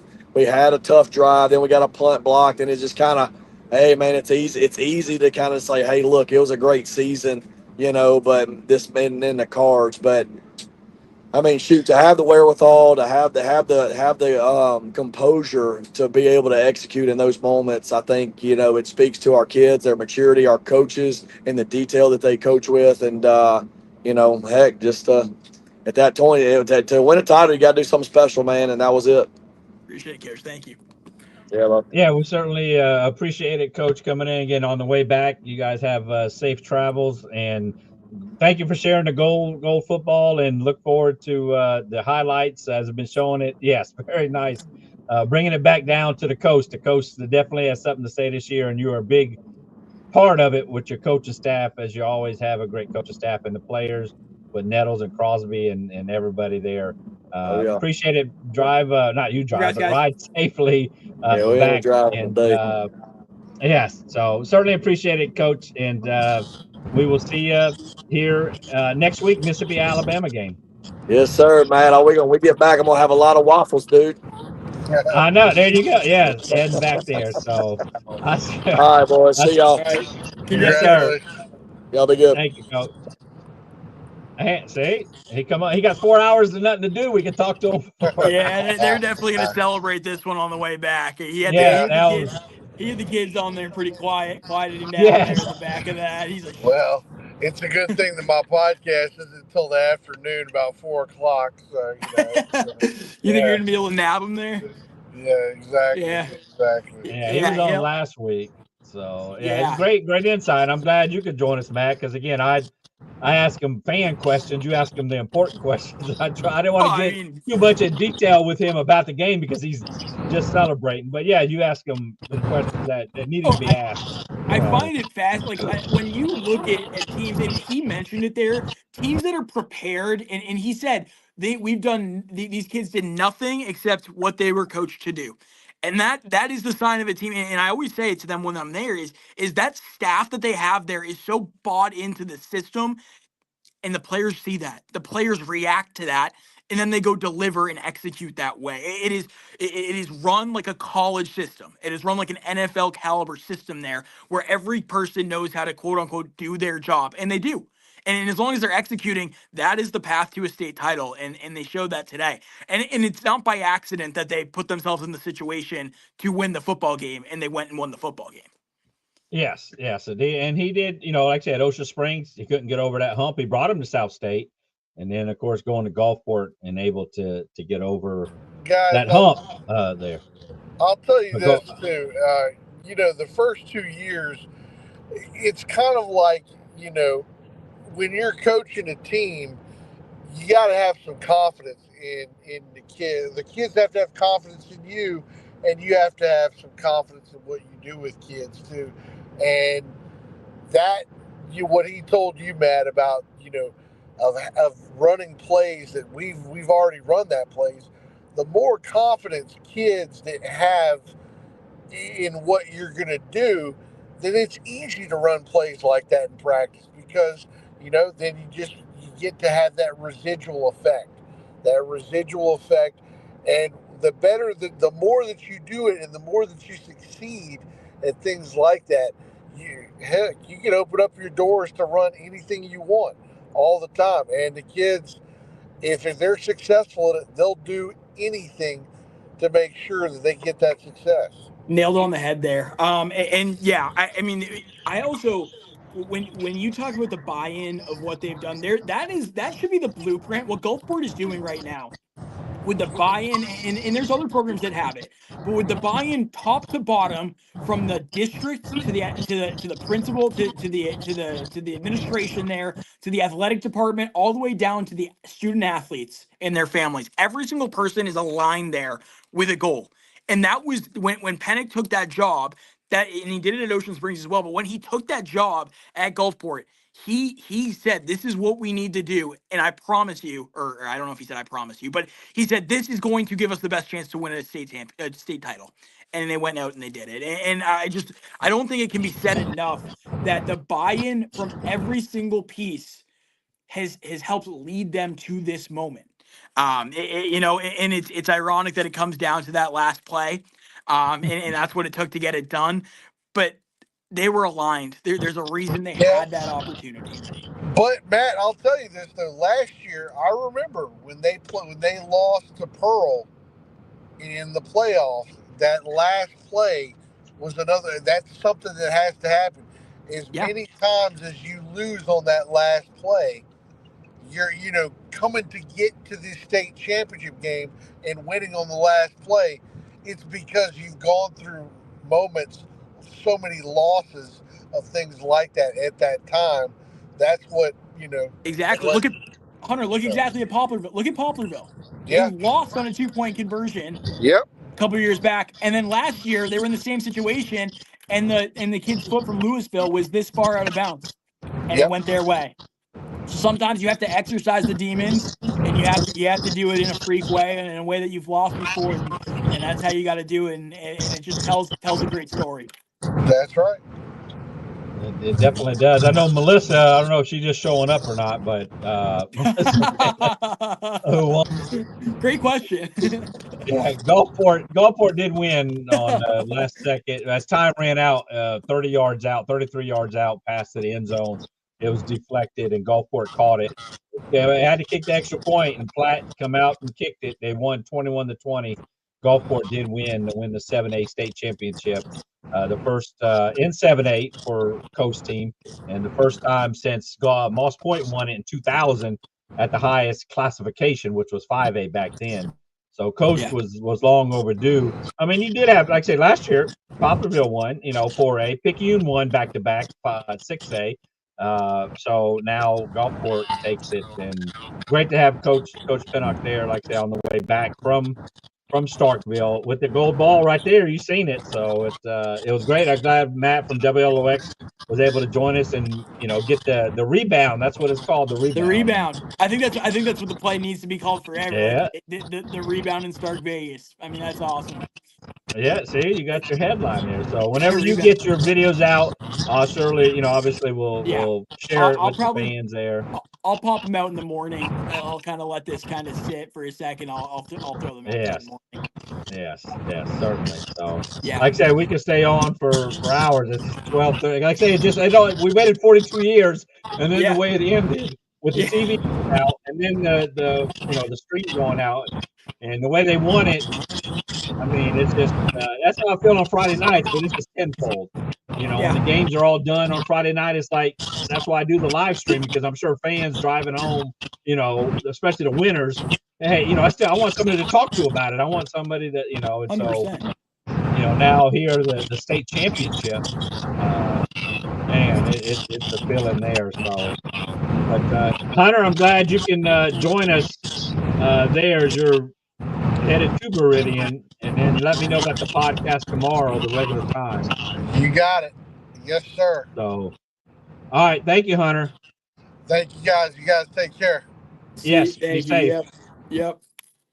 All right. So yeah, he's driving, obviously. So he's but I'm glad he was able to join us there. Again, he had to call on the radio 96.7. But yeah, Matt, I guess from one Matt to another, I guess that we have to end the show. I mean, absolutely. Well, I mean, what a heck of a game. What a great season. I mean, it doesn't get better to end it off like that. Tomorrow, I don't know if anyone watching this is going to be up at 6:30 or 8 a.m. for our Good Morning Mississippi. Probably 8 a.m. But Good Morning Mississippi is going to have the instant reaction here from Parker Nettles that I've been watching over and over. He's just elated, in tears of just complete I joy, bet.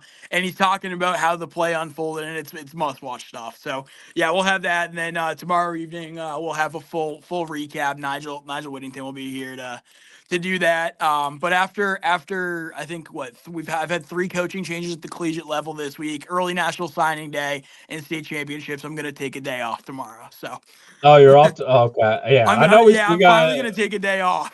oh, well, there you go. I know there's still, we got 894 people at least on the, I on mean, the they Facebook probably thread. listen. They probably want to. They could probably listen to this all day. Listen. I'll tell you what happened tonight is a moment that not just the people of Gulfport will remember, and not just the people of Tupelo either. I think you look at the state history of this game, and that is as good of an ending as you will ever see in the history of a football game. It does not get better than that. You tie the game Correct. on the last play with everything on the line. It just has to continue to be reiterated. And that, like I keep saying, it does not happen by accident.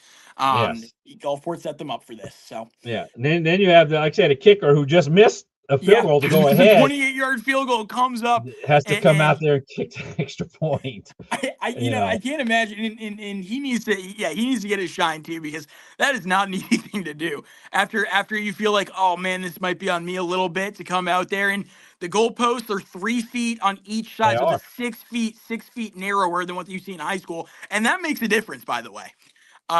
So yeah, I mean, that field goal, had it been on high school posts, would have been good. Yeah, that's what they were saying on the broadcast. So yeah, undoubtedly. it would have been good. So it's just a culmination of, I say if they would have won it last year, like Tupelo, if they would have won it last year, but it's been, since 2000, I just said most points, the highest classification, and then Gulfport has never won. So it's just a combination of everything. Haven't won in a while. 7A hasn't never won in 7A. It just started, of course, a few years ago, 7A class, and for Gulfport to do, what it did, have 3 playoff games with a running clock, which I don't think has ever been done in coast football. It probably was done in statewide, but I don't know. I can't check that, but still 3 running clocks in the playoffs. And then I knew this was a running clock tonight. As you said last night, 28-24. So I said 27-23. It ended up being, of course, that 21-20. There, and how it is with Tupelo side. They won last week with that missed extra point by Oxford, and Tupelo won it 21-20 to get there. They did. So it's just it's very poetic. And I know you keep trying to wrap this up here, but no.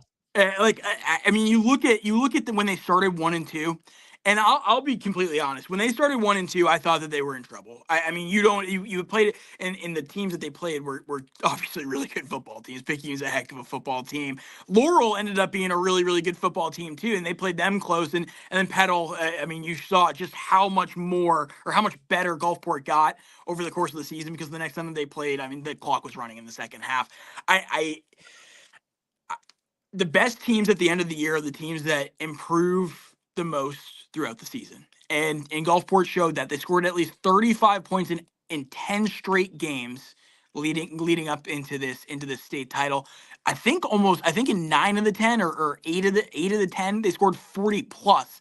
And they scored they outscored opponents, I believe, like 135 to like 37 or something. 175 or something insane.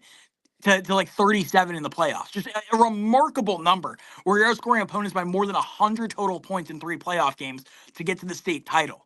I mean, it's unheard of. And you look at it, and Coach Pennick said earlier in the year, his defense was better than his offense, and his defense scored a lot of points in the postseason for them. But also the offense, when it mattered the most, they're the ones who got the job done. It is. Like I said, the 3 playoff games, 3 running clocks, looking at the scores where it was 45-7, 45-10, 40-7, even the last game with Harrison Central, 45-13. The Iberville, of course, with the onside kick, 175 points right there. Yes. So I mean, it is, and then for them to play, you wonder how they would react. Gulfport playing in a game like this, because they haven't played in a game like this since the Iberville. Right. I said that last night. Yeah. You don't know you do not know how your team is going to respond when you've played a month and a half of football where you were just completely dominating the football game. And they did it. Yes. They got the job done. I mean, all season. I mean, looking at their scores, like say, even in that first game of the year, they were in field goal range. They could have kicked a field goal. Nettles threw the interception inside the 5-yard line, and they lose to Picayune. But they would have, could have, should have won that game, and then they beat Laurel, and then they lost to Petal on that field goal, and they haven't lost since. And the games really weren't close, and D'Iberville was the closest one, 38-35. But other than that, St. Martin 40-0, Ocean Springs even 41-28, and 45-13 Harrison Central. So it just a very dominant performance there. And I don't think they would change a thing from this season. I wouldn't. I can guarantee. I don't think they would change a thing. I think those losses created what you saw tonight. And without those losses, go ahead. I was gonna say, without those losses, I don't know if they're here right now. So true. Those ones in the non-region games that we just mentioned, Picayune and Petal, where they defeated Petal, later on in the playoffs. So, to change it the way now, he might have wanted to change how the game was won tonight. By the last second, but hey, it worked out. So yes. If you smiling, so. Yeah, just the pure raw emotion that's a top 5 moment of every single person in that bus's life. Their wedding day, the day that their kids were born, and winning the 7A state title on a Hail Mary. Yes, and like you say, I'm glad he was able to join us there on the way back from Starkville with that goal ball right next to him, and you couldn't see the players because it's a dark bus, but you certainly could hear it. I'm sure he had to tell them, "Hey, I'm going on the live stream. Keep it down," because yes, they certainly had to be celebrating. Obviously, I would. That's just a great accomplishment, and really look forward to the videos, like you said, to the interviews with because I haven't seen any interviews, since we've been on the live stream. So. Maybe I can pop this Parker Nettles one up here. I won't be able. I can just kind of play it raw here. Let's do this. I don't know how to. This is some technology. What is this? Back camera. We're gonna try this here. Yeah. Like every Wednesday and Thursday, just give them a chance. Give them a chance to go lay it up there. Give them a chance to go get it. And we got tipped and it worked out for us. It was a great moment. Great moment. Let's get to the Coach Pennick's here. Yeah, look at him. He's just in. Look how happy. Practice here like every Wednesday. Yeah. Just give them a chance. Give them a chance to go lay it up there. Give them a chance to go get it. And we got tipped and it worked out for us. It was a great moment. Great moment. And then here's Coach Pennick. Heck, we sit there and we tell everybody probably saw me on the screen. We telling our kickers, deep breath, snap, kick, hold. It's literally the very first thing we do in practice every single day. And they just looked at me, coach, and said, "We got this. Let's go." So knocked in, kicked it through, and here we go, champions. And he had one more bite that I can bring up here. I don't know. I have not heard this bite yet. History there, and to send everything off the way that we did, and the whole thing about our run, the last 12 weeks of the season, and being big wins, right? Well, now it's only fitting and ironic to have the one at the last second to pull it out. Yeah, we just touched on that too. Yeah, and I think it's backwards. I think it's going across backwards and flipped on the screen here, but this is our shot at it right here. So everybody looks like they're playing left-handed here, but right there. Yeah. Man. Yeah, that's again great interviews, and thank you for sharing. Before absolutely. It's actually put out there, but yeah. Then the extra point to add a little bit more pressure to that, and he come through with it and hosting the gold ball. Only 7 teams at the end of the season gets to hoist it, and golf was this year's coast team. So it is awesome, and the fans who are on X, I shared this through X and on YouTube. And of course, Facebook, over the 900 fans still up there at 10 till 1 here at night on this end of the championship 3 days that they've had. And it ended with that. And we thought the other games were somewhat, great, where, Noxubee had a chance to get in, where Columbia scored with 15 seconds left in the game to win 6-0. And then Gulfport, with no time on the clock, throws it 33 yards is a line of scrimmage. He actually threw it from the 40-yard line, but like I say, it was set up perfectly. And yes, you can analyze it, which we have. Yeah, knock it down, and knock it down. And it fell right into the hand. And you said his name was Stubbs, Mylan, I would think. Yeah, Mylan Stubbs. Here you go, man. That's unbelievable. They're getting him back next year too, by the way. Man, that's great. So, and I know they're celebrating it, but hey, we need to do it more often as far as the 7A. So, I mean, yeah, but it's so difficult for them to do, right? And you look at the amount of talent around the state, and this year specifically in these classes, to do the job just today, you had to be 4 different players who are going to go play at the SEC. You have a very sophomore and junior heavy defense that is playing against a guy who's going to go play at Mississippi State, right? And obviously you have your own guy, don't get me wrong, who's going to go play at Mississippi State, who's an elite weapon. But he's also going against defenders, 2 guys who are going to go to Ole Miss and a guy who's going to go to Florida, right? So there's a little more of an even matchup there. And then you get the sophomores and the juniors, and Andre Peters, I think he's a senior on Gulfport there, who just completely led that defense. And you only let up 20 points to a team that had been scoring at the beginning of the year at will against really good football teams. Oh yeah, Tupelo, like I say, they're defending, champs. Yeah. So I mean, they, I know they squeaked by last week, but yeah, they're at the end. It was 49-0 Lewisburg and 42-19, and then even in the playoffs, 28-10 Starkville. 35-28, a little bit closer to Germantown than 21-20. They beat Oxford, so I don't know. And they had it tonight, but until they didn't have it, so right. I mean, just how deflating is that on the other side when you come off the field and there's 27 seconds left? You're like, we just won the state title. It is. Yeah. I mean, it goes back to Milner Stadium. The last game. Hopefully, they'll get the stadium built, but. Technically, the last game at Milner Stadium, and just a matter of when they're going to have the parade. I'll just throw this out there right now. Obviously, they want that stadium built here, but I think that now that you've won this game, all the talk goes to, all right, we're defending state champs at this point. I mean, the stadium's going to come when it's going to come, guys. I think that this kind of helps silence like the timeline of the stadium maybe a little bit more here too. Yes. It's supposed to be on campus stadium there, but they will play at least a North-South game here in a couple of weeks. Bernard Blackwell, the All-Star game at Milner Stadium. And I mean, just remarkable. Of course, I'll share this live stream tomorrow for those who watch it on the replay, but have Coach Pinnock on there. Of course, Hunter Dawkins, who called the game, HD Experience, and of course, the famous Matt from WLOX. I always pronounce your last name right, DiGregorio.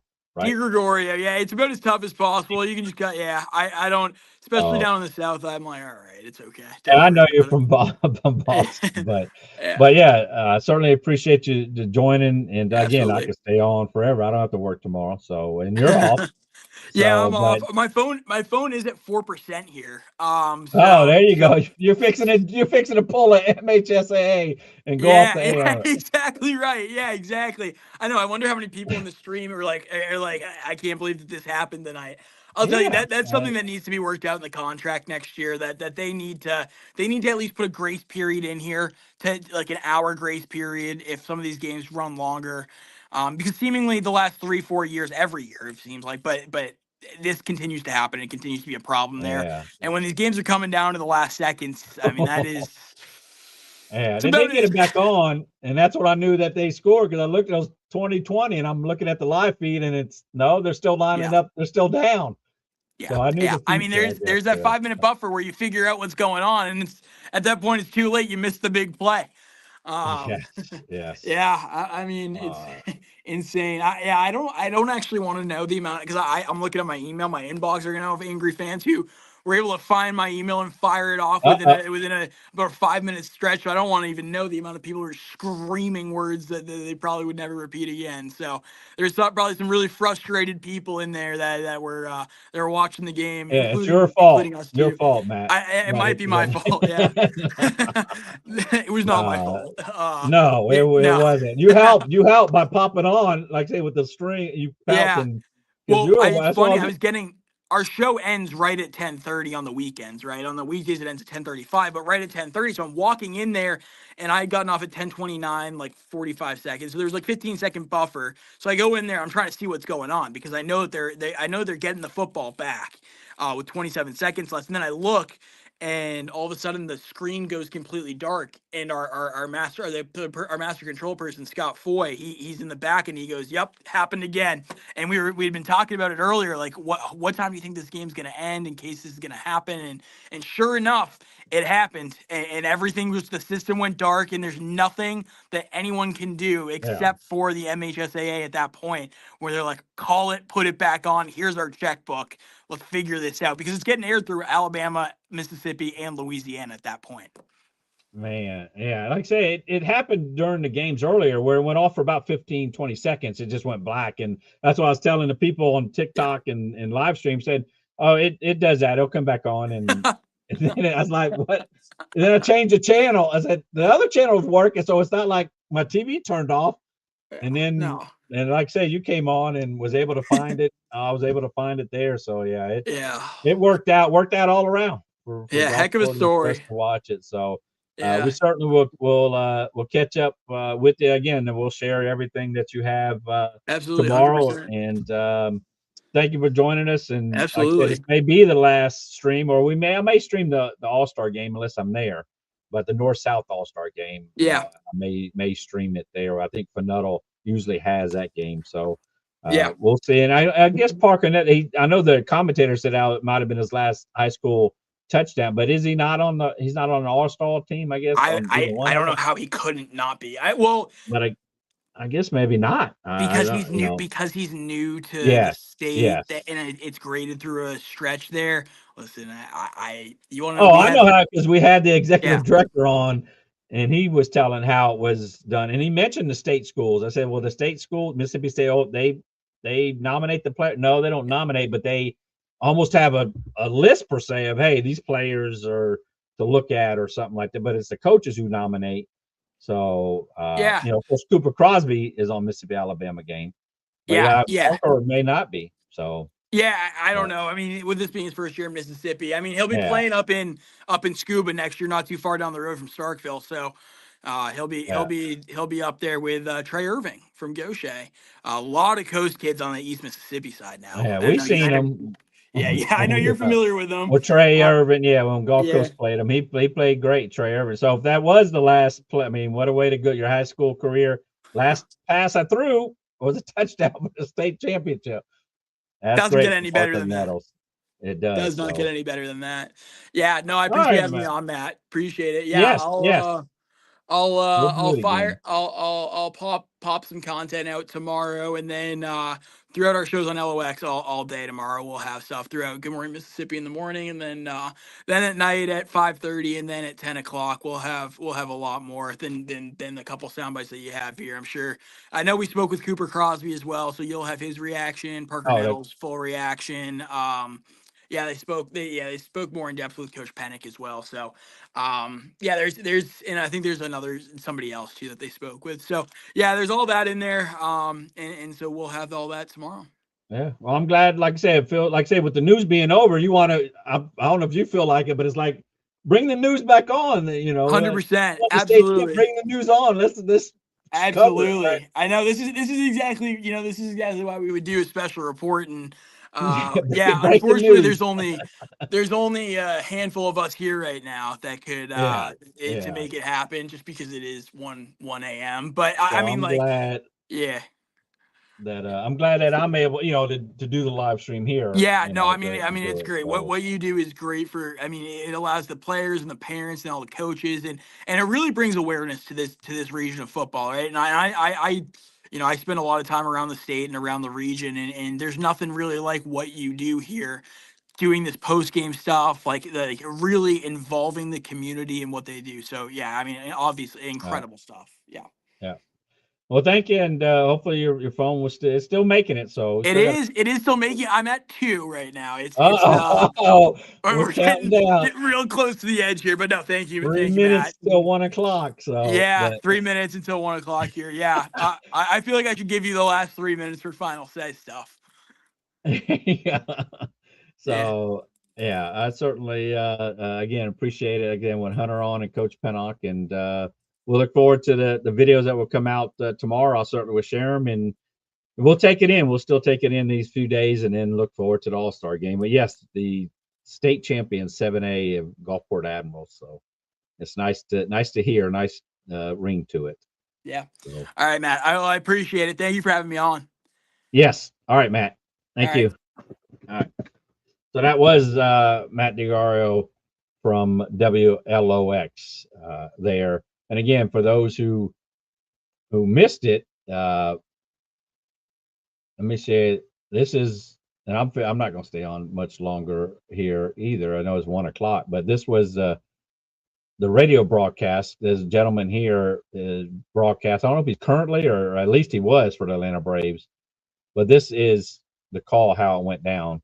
Catch of his life. Timeout. I'll be interested. Yeah. Out by receiver this time on the far side of the field. He's going to be stacked. Nope, check that. They're going to move the whole offense to that side, so he is in the backfield. So Nettles in the gun. 1 play left to determine the 7A state champion here in Mississippi. Nettles waiting on the snap. Takes the snap, drops back, has time, unwinds, fires for the end zone. Up for grabs. It is going to be caught. He caught it. It's a touchdown. Milan Stubbs, and we're tied. A miracle in Starkville. A 33-yard pass on the last play of the game. And an extra point will win it for the Admirals. Unbelievable. The sideline is electric. They're bouncing up and down. Parker Nettles put lots of air under it.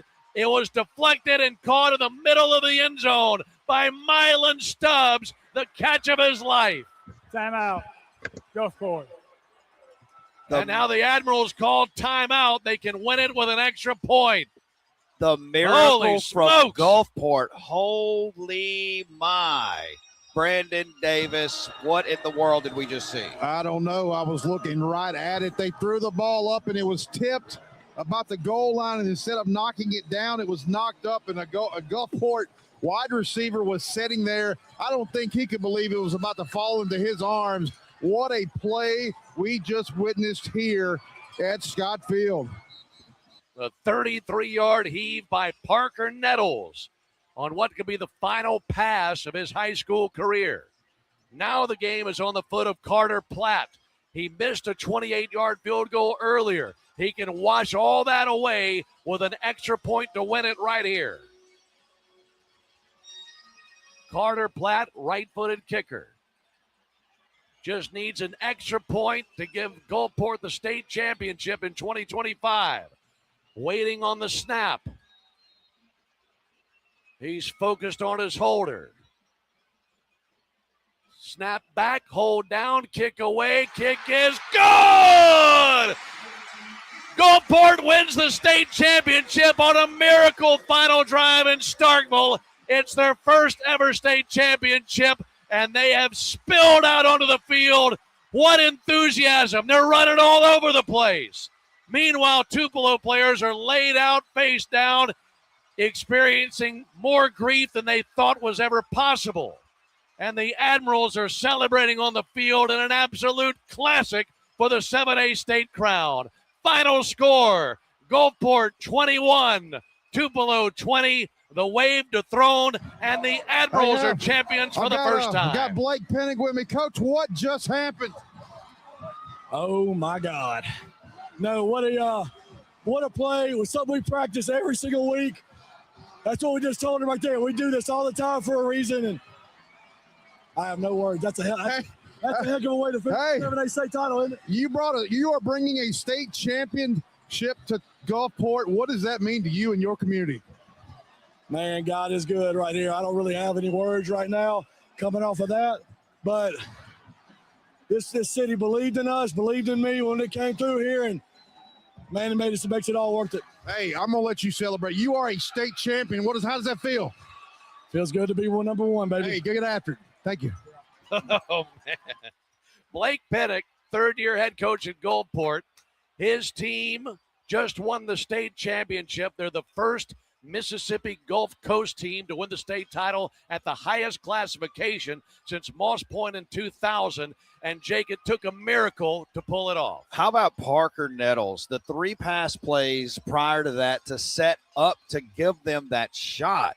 And then just, on a Hail Mary play like that, you got to have some luck. You got to be good and you got to be lucky. Gulfport was good tonight and they were lucky. I mean, this is just so much fun to take in. I mean, seeing that kind of emotion. Tupelo had shut out Gulfport in the second half, and Tupelo was able to score with 20 seconds left and get into the end zone to take a 6-point lead. They missed the extra point. And then they went 72 yards in 3 plays in 20 seconds. I mean, it had to be, if you did it again 10 times, Jake, I don't think they scored. I don't think they do either. I mean, it was perfect. It had to be perfect, not just the final play, but the plays leading up to it. And they picked up just enough yardage with each play. They had a couple of timeouts, used it, and then they got the tip and Milan Stubbs with the catch of his life to win a state championship game.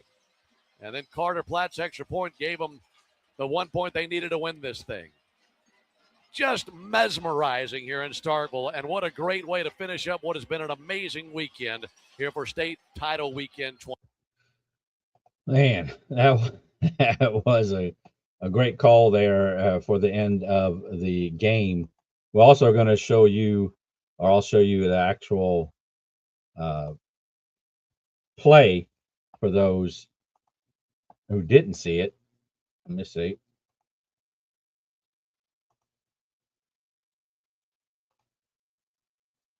Here is the actual play.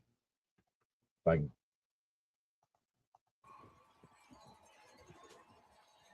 And this guy right here is going to catch it.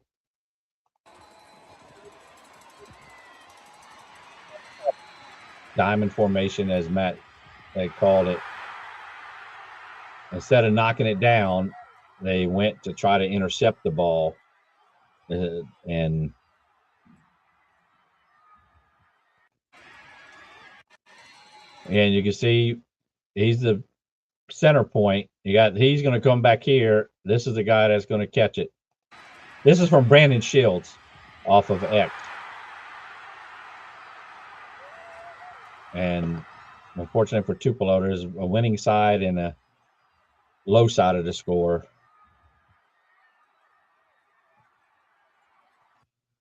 And then we're going to go over here to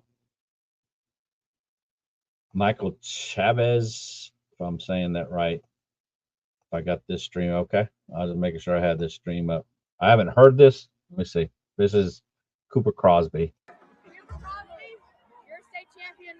What does that mean to you? I can't believe it. I mean, it's amazing. And, I have no words really. And for it to be in Davis Wade Stadium, where I'll be playing college football, it's a storybook ending. And I'm so proud of this team. We've been through so much, and that ending was it was insane. And I'm so glad to be a part of this team. I'm so blessed to be a part of this team and be given this opportunity to play in this game. And I'm just ready for the next chapter in Hail State. I'm sure the words are hard, but can you describe just that ending? Hail Mary to win a state title. I mean, that's something you see in a movie. I mean, it was tipped too. So I mean, it was just insane. And I'm so glad our guy, number 21, Milan Stubbs, he came down with it, and we sealed the deal with the kick with the extra point. So it was amazing. But I mean, 2 had to be scored before that. You did that. That's right. One of them into his little cowbell ring. Just tell me just how storybook that is in its own as well. It's amazing. It's awesome. I mean, I couldn't have wrote it up any better. I mean, the first game I ever played on this field, got 2 touchdowns. I mean, that's not bad. So I hope to continue to do that while I have the maroon and white on. I overheard it in the last 5, but Parker pulled you aside. He was like, let's take our time, let's win this. Just having that bond with him, just getting it out senior year, what does that mean to you? Oh, it's awesome. I mean, me and him, I met him at the beginning of the season. I mean, I have no idea who he was, and we just built a great relationship. We went out, did things on our own, some mini golf, bowling, just things like that, and just building a connection with each other, on and off the field, and it really helped us out. Congratulations. All right, so that's Cooper Crosby there with his interview. And we showed you Brandon Shields off of X. His interview there. We had Coach Pennock, his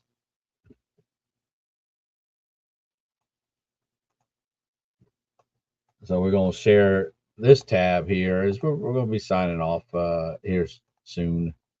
But this is the one I make it every year for the coach that wins, that Coach Beach last year. But this is Coach Pennock and Cooper Crosby and Nettles there in the back.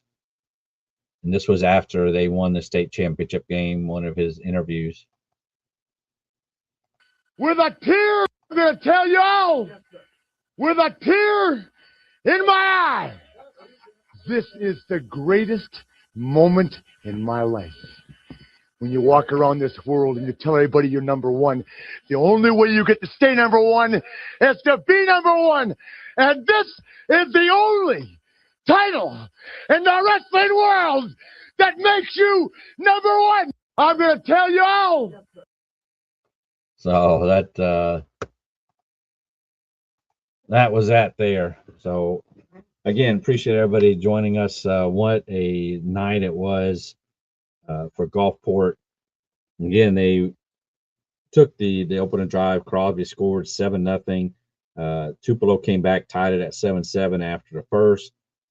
Tupelo fumbled the ball. Cooper Crosby 54-yard touchdown after that to take the 14-7 halftime lead.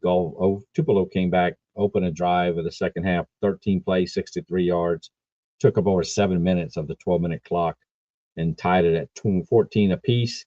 And that's where it was till it was about 30 seconds left in the game. Tupelo scored, make it 20-14. They had missed the extra point, and that's where it was until Nettles threw it up. And we have watched several videos of that. Let me get that. Oh, no, I didn't want that.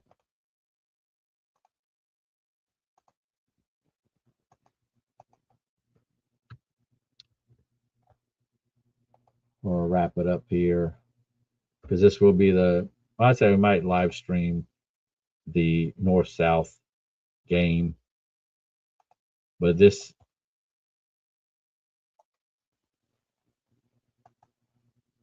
here is, let me bring this up.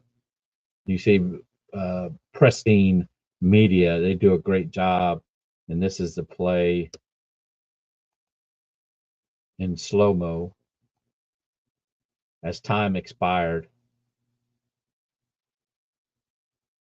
They said that ball went in any direction, it would have been over. It just happened. It had to be the perfect drive and the perfect throw, the tip. And that's where he caught it at, because he's right here, and you have this right there jumping up, and you have the man over here. And see him, he's diving for it, and that again, Mylan Stubbs with the game-winning touchdown, and then Platt had to come in and kick the extra point to give them that 21-20 victory. So, man, oh man, let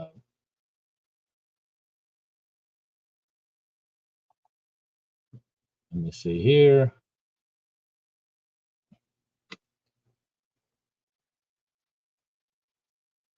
And those who didn't see the last play, this is it here. You see there's 2 seconds left. The ball's at the 33-yard line. They're only going to rush 3. This one's late rushing. This is, again, the Stubbs who's going to catch the ball. The Admirals, they send 3 to rush. Nettles will send it to the end zone. Up for grabs. It's batted around and put in the end zone. The Hail Mary is a score. Nettles will send it to the end zone. Up for grabs. And like I say, he's coming. He's in the back. He's coming in the back. He's jumping in the middle, and that's Stubbs there that will catch the ball. Batted around and end zone. Hail Mary is a score. Oh my goodness, Stubbs hauls it in. A point attempt away from a state title. We're tied at 20. Oh my goodness, what a play. Holy smokes. And there's Platt. The snap, the placement, the kick is on the way. It's good. Gulfport, for the first time ever, can claim a state championship. A 21-20 walk-off win over the defending 7A champs Tupelo here in Starkville. What an outstanding last drive by the Gulfport Admirals as they took that ball down the field. Quite good, great 2-minute drill execution by the Admirals as they took it down the field. And can't say that, Coach Pennick said before the game that it starts and ends offensively. 2 second. That's why. Last play for Nettles and the Admirals. They send 3 to rush. Nettles will send it to the end zone. Up for grabs. It's batted around and end zone. Hail Mary is a. That was, and that's called the rebound, as we coach. That's the play that they call it, the rebound. So the rebound in Starkville for the state championship. What a way to end the season for Gulfport, who dominated in the playoffs, all 3 games running clocks, and you knew Oxford was going to be tough. Sure enough, obviously they missed that extra point, gave Gulfport a chance there with 30 seconds or so to drive down and to get that play to win 7A state championship. The first time a coast team has won in 7A, the first time in the highest classification that a coast team has won since Moss Point won in 2000. That was in 5A. That was the highest classification then. Moss Point did lose in 2001 a state championship. So the last team to win was 2000 in the highest classification. Until now, the Gulfport Admirals, Coach Pennock and company are driving back now on the bus. I had an interview with him here earlier, and I'll replay this for those to watch that. So certainly appreciate everybody joining us. Still over 900 or so people on the live stream here, and on TikTok. I live stream it there. Appreciate everybody on TikTok, on X at Coast Football. Again, the final 21 to 20 Gulfport are your 7A state champions. So be safe out there. All-Star coming up Saturday. There's still a lot more stuff coming up, just because with the All-Star games the next 2 weekends, then we'll have the Coast record book that will update as the playoffs count toward the record books. We'll update that. Then they have what else is coming out? The Statman season 10 stats will be coming out. Football 365 days a year. There's always something football related that will be happening. So we'll have an overview of this past season. And we also have 3 coaching jobs already open of the roughly, normally it's around 6 to 7 that open up every year on the coast. We have St. Stanislaus and Harrison Central, and Coach Lewis Sims retired in Pascagoula. That job is open there. So 3 job openings, but you're at the right place to know everything with coast football and even statewide. I share a lot of stuff that is statewide if it needs to be shared. And appreciate the best fans are right here on the coast. Now that golden ball is coming back down to the coast. And we will finish it off. And I will say that I'm out. But hey, one more time.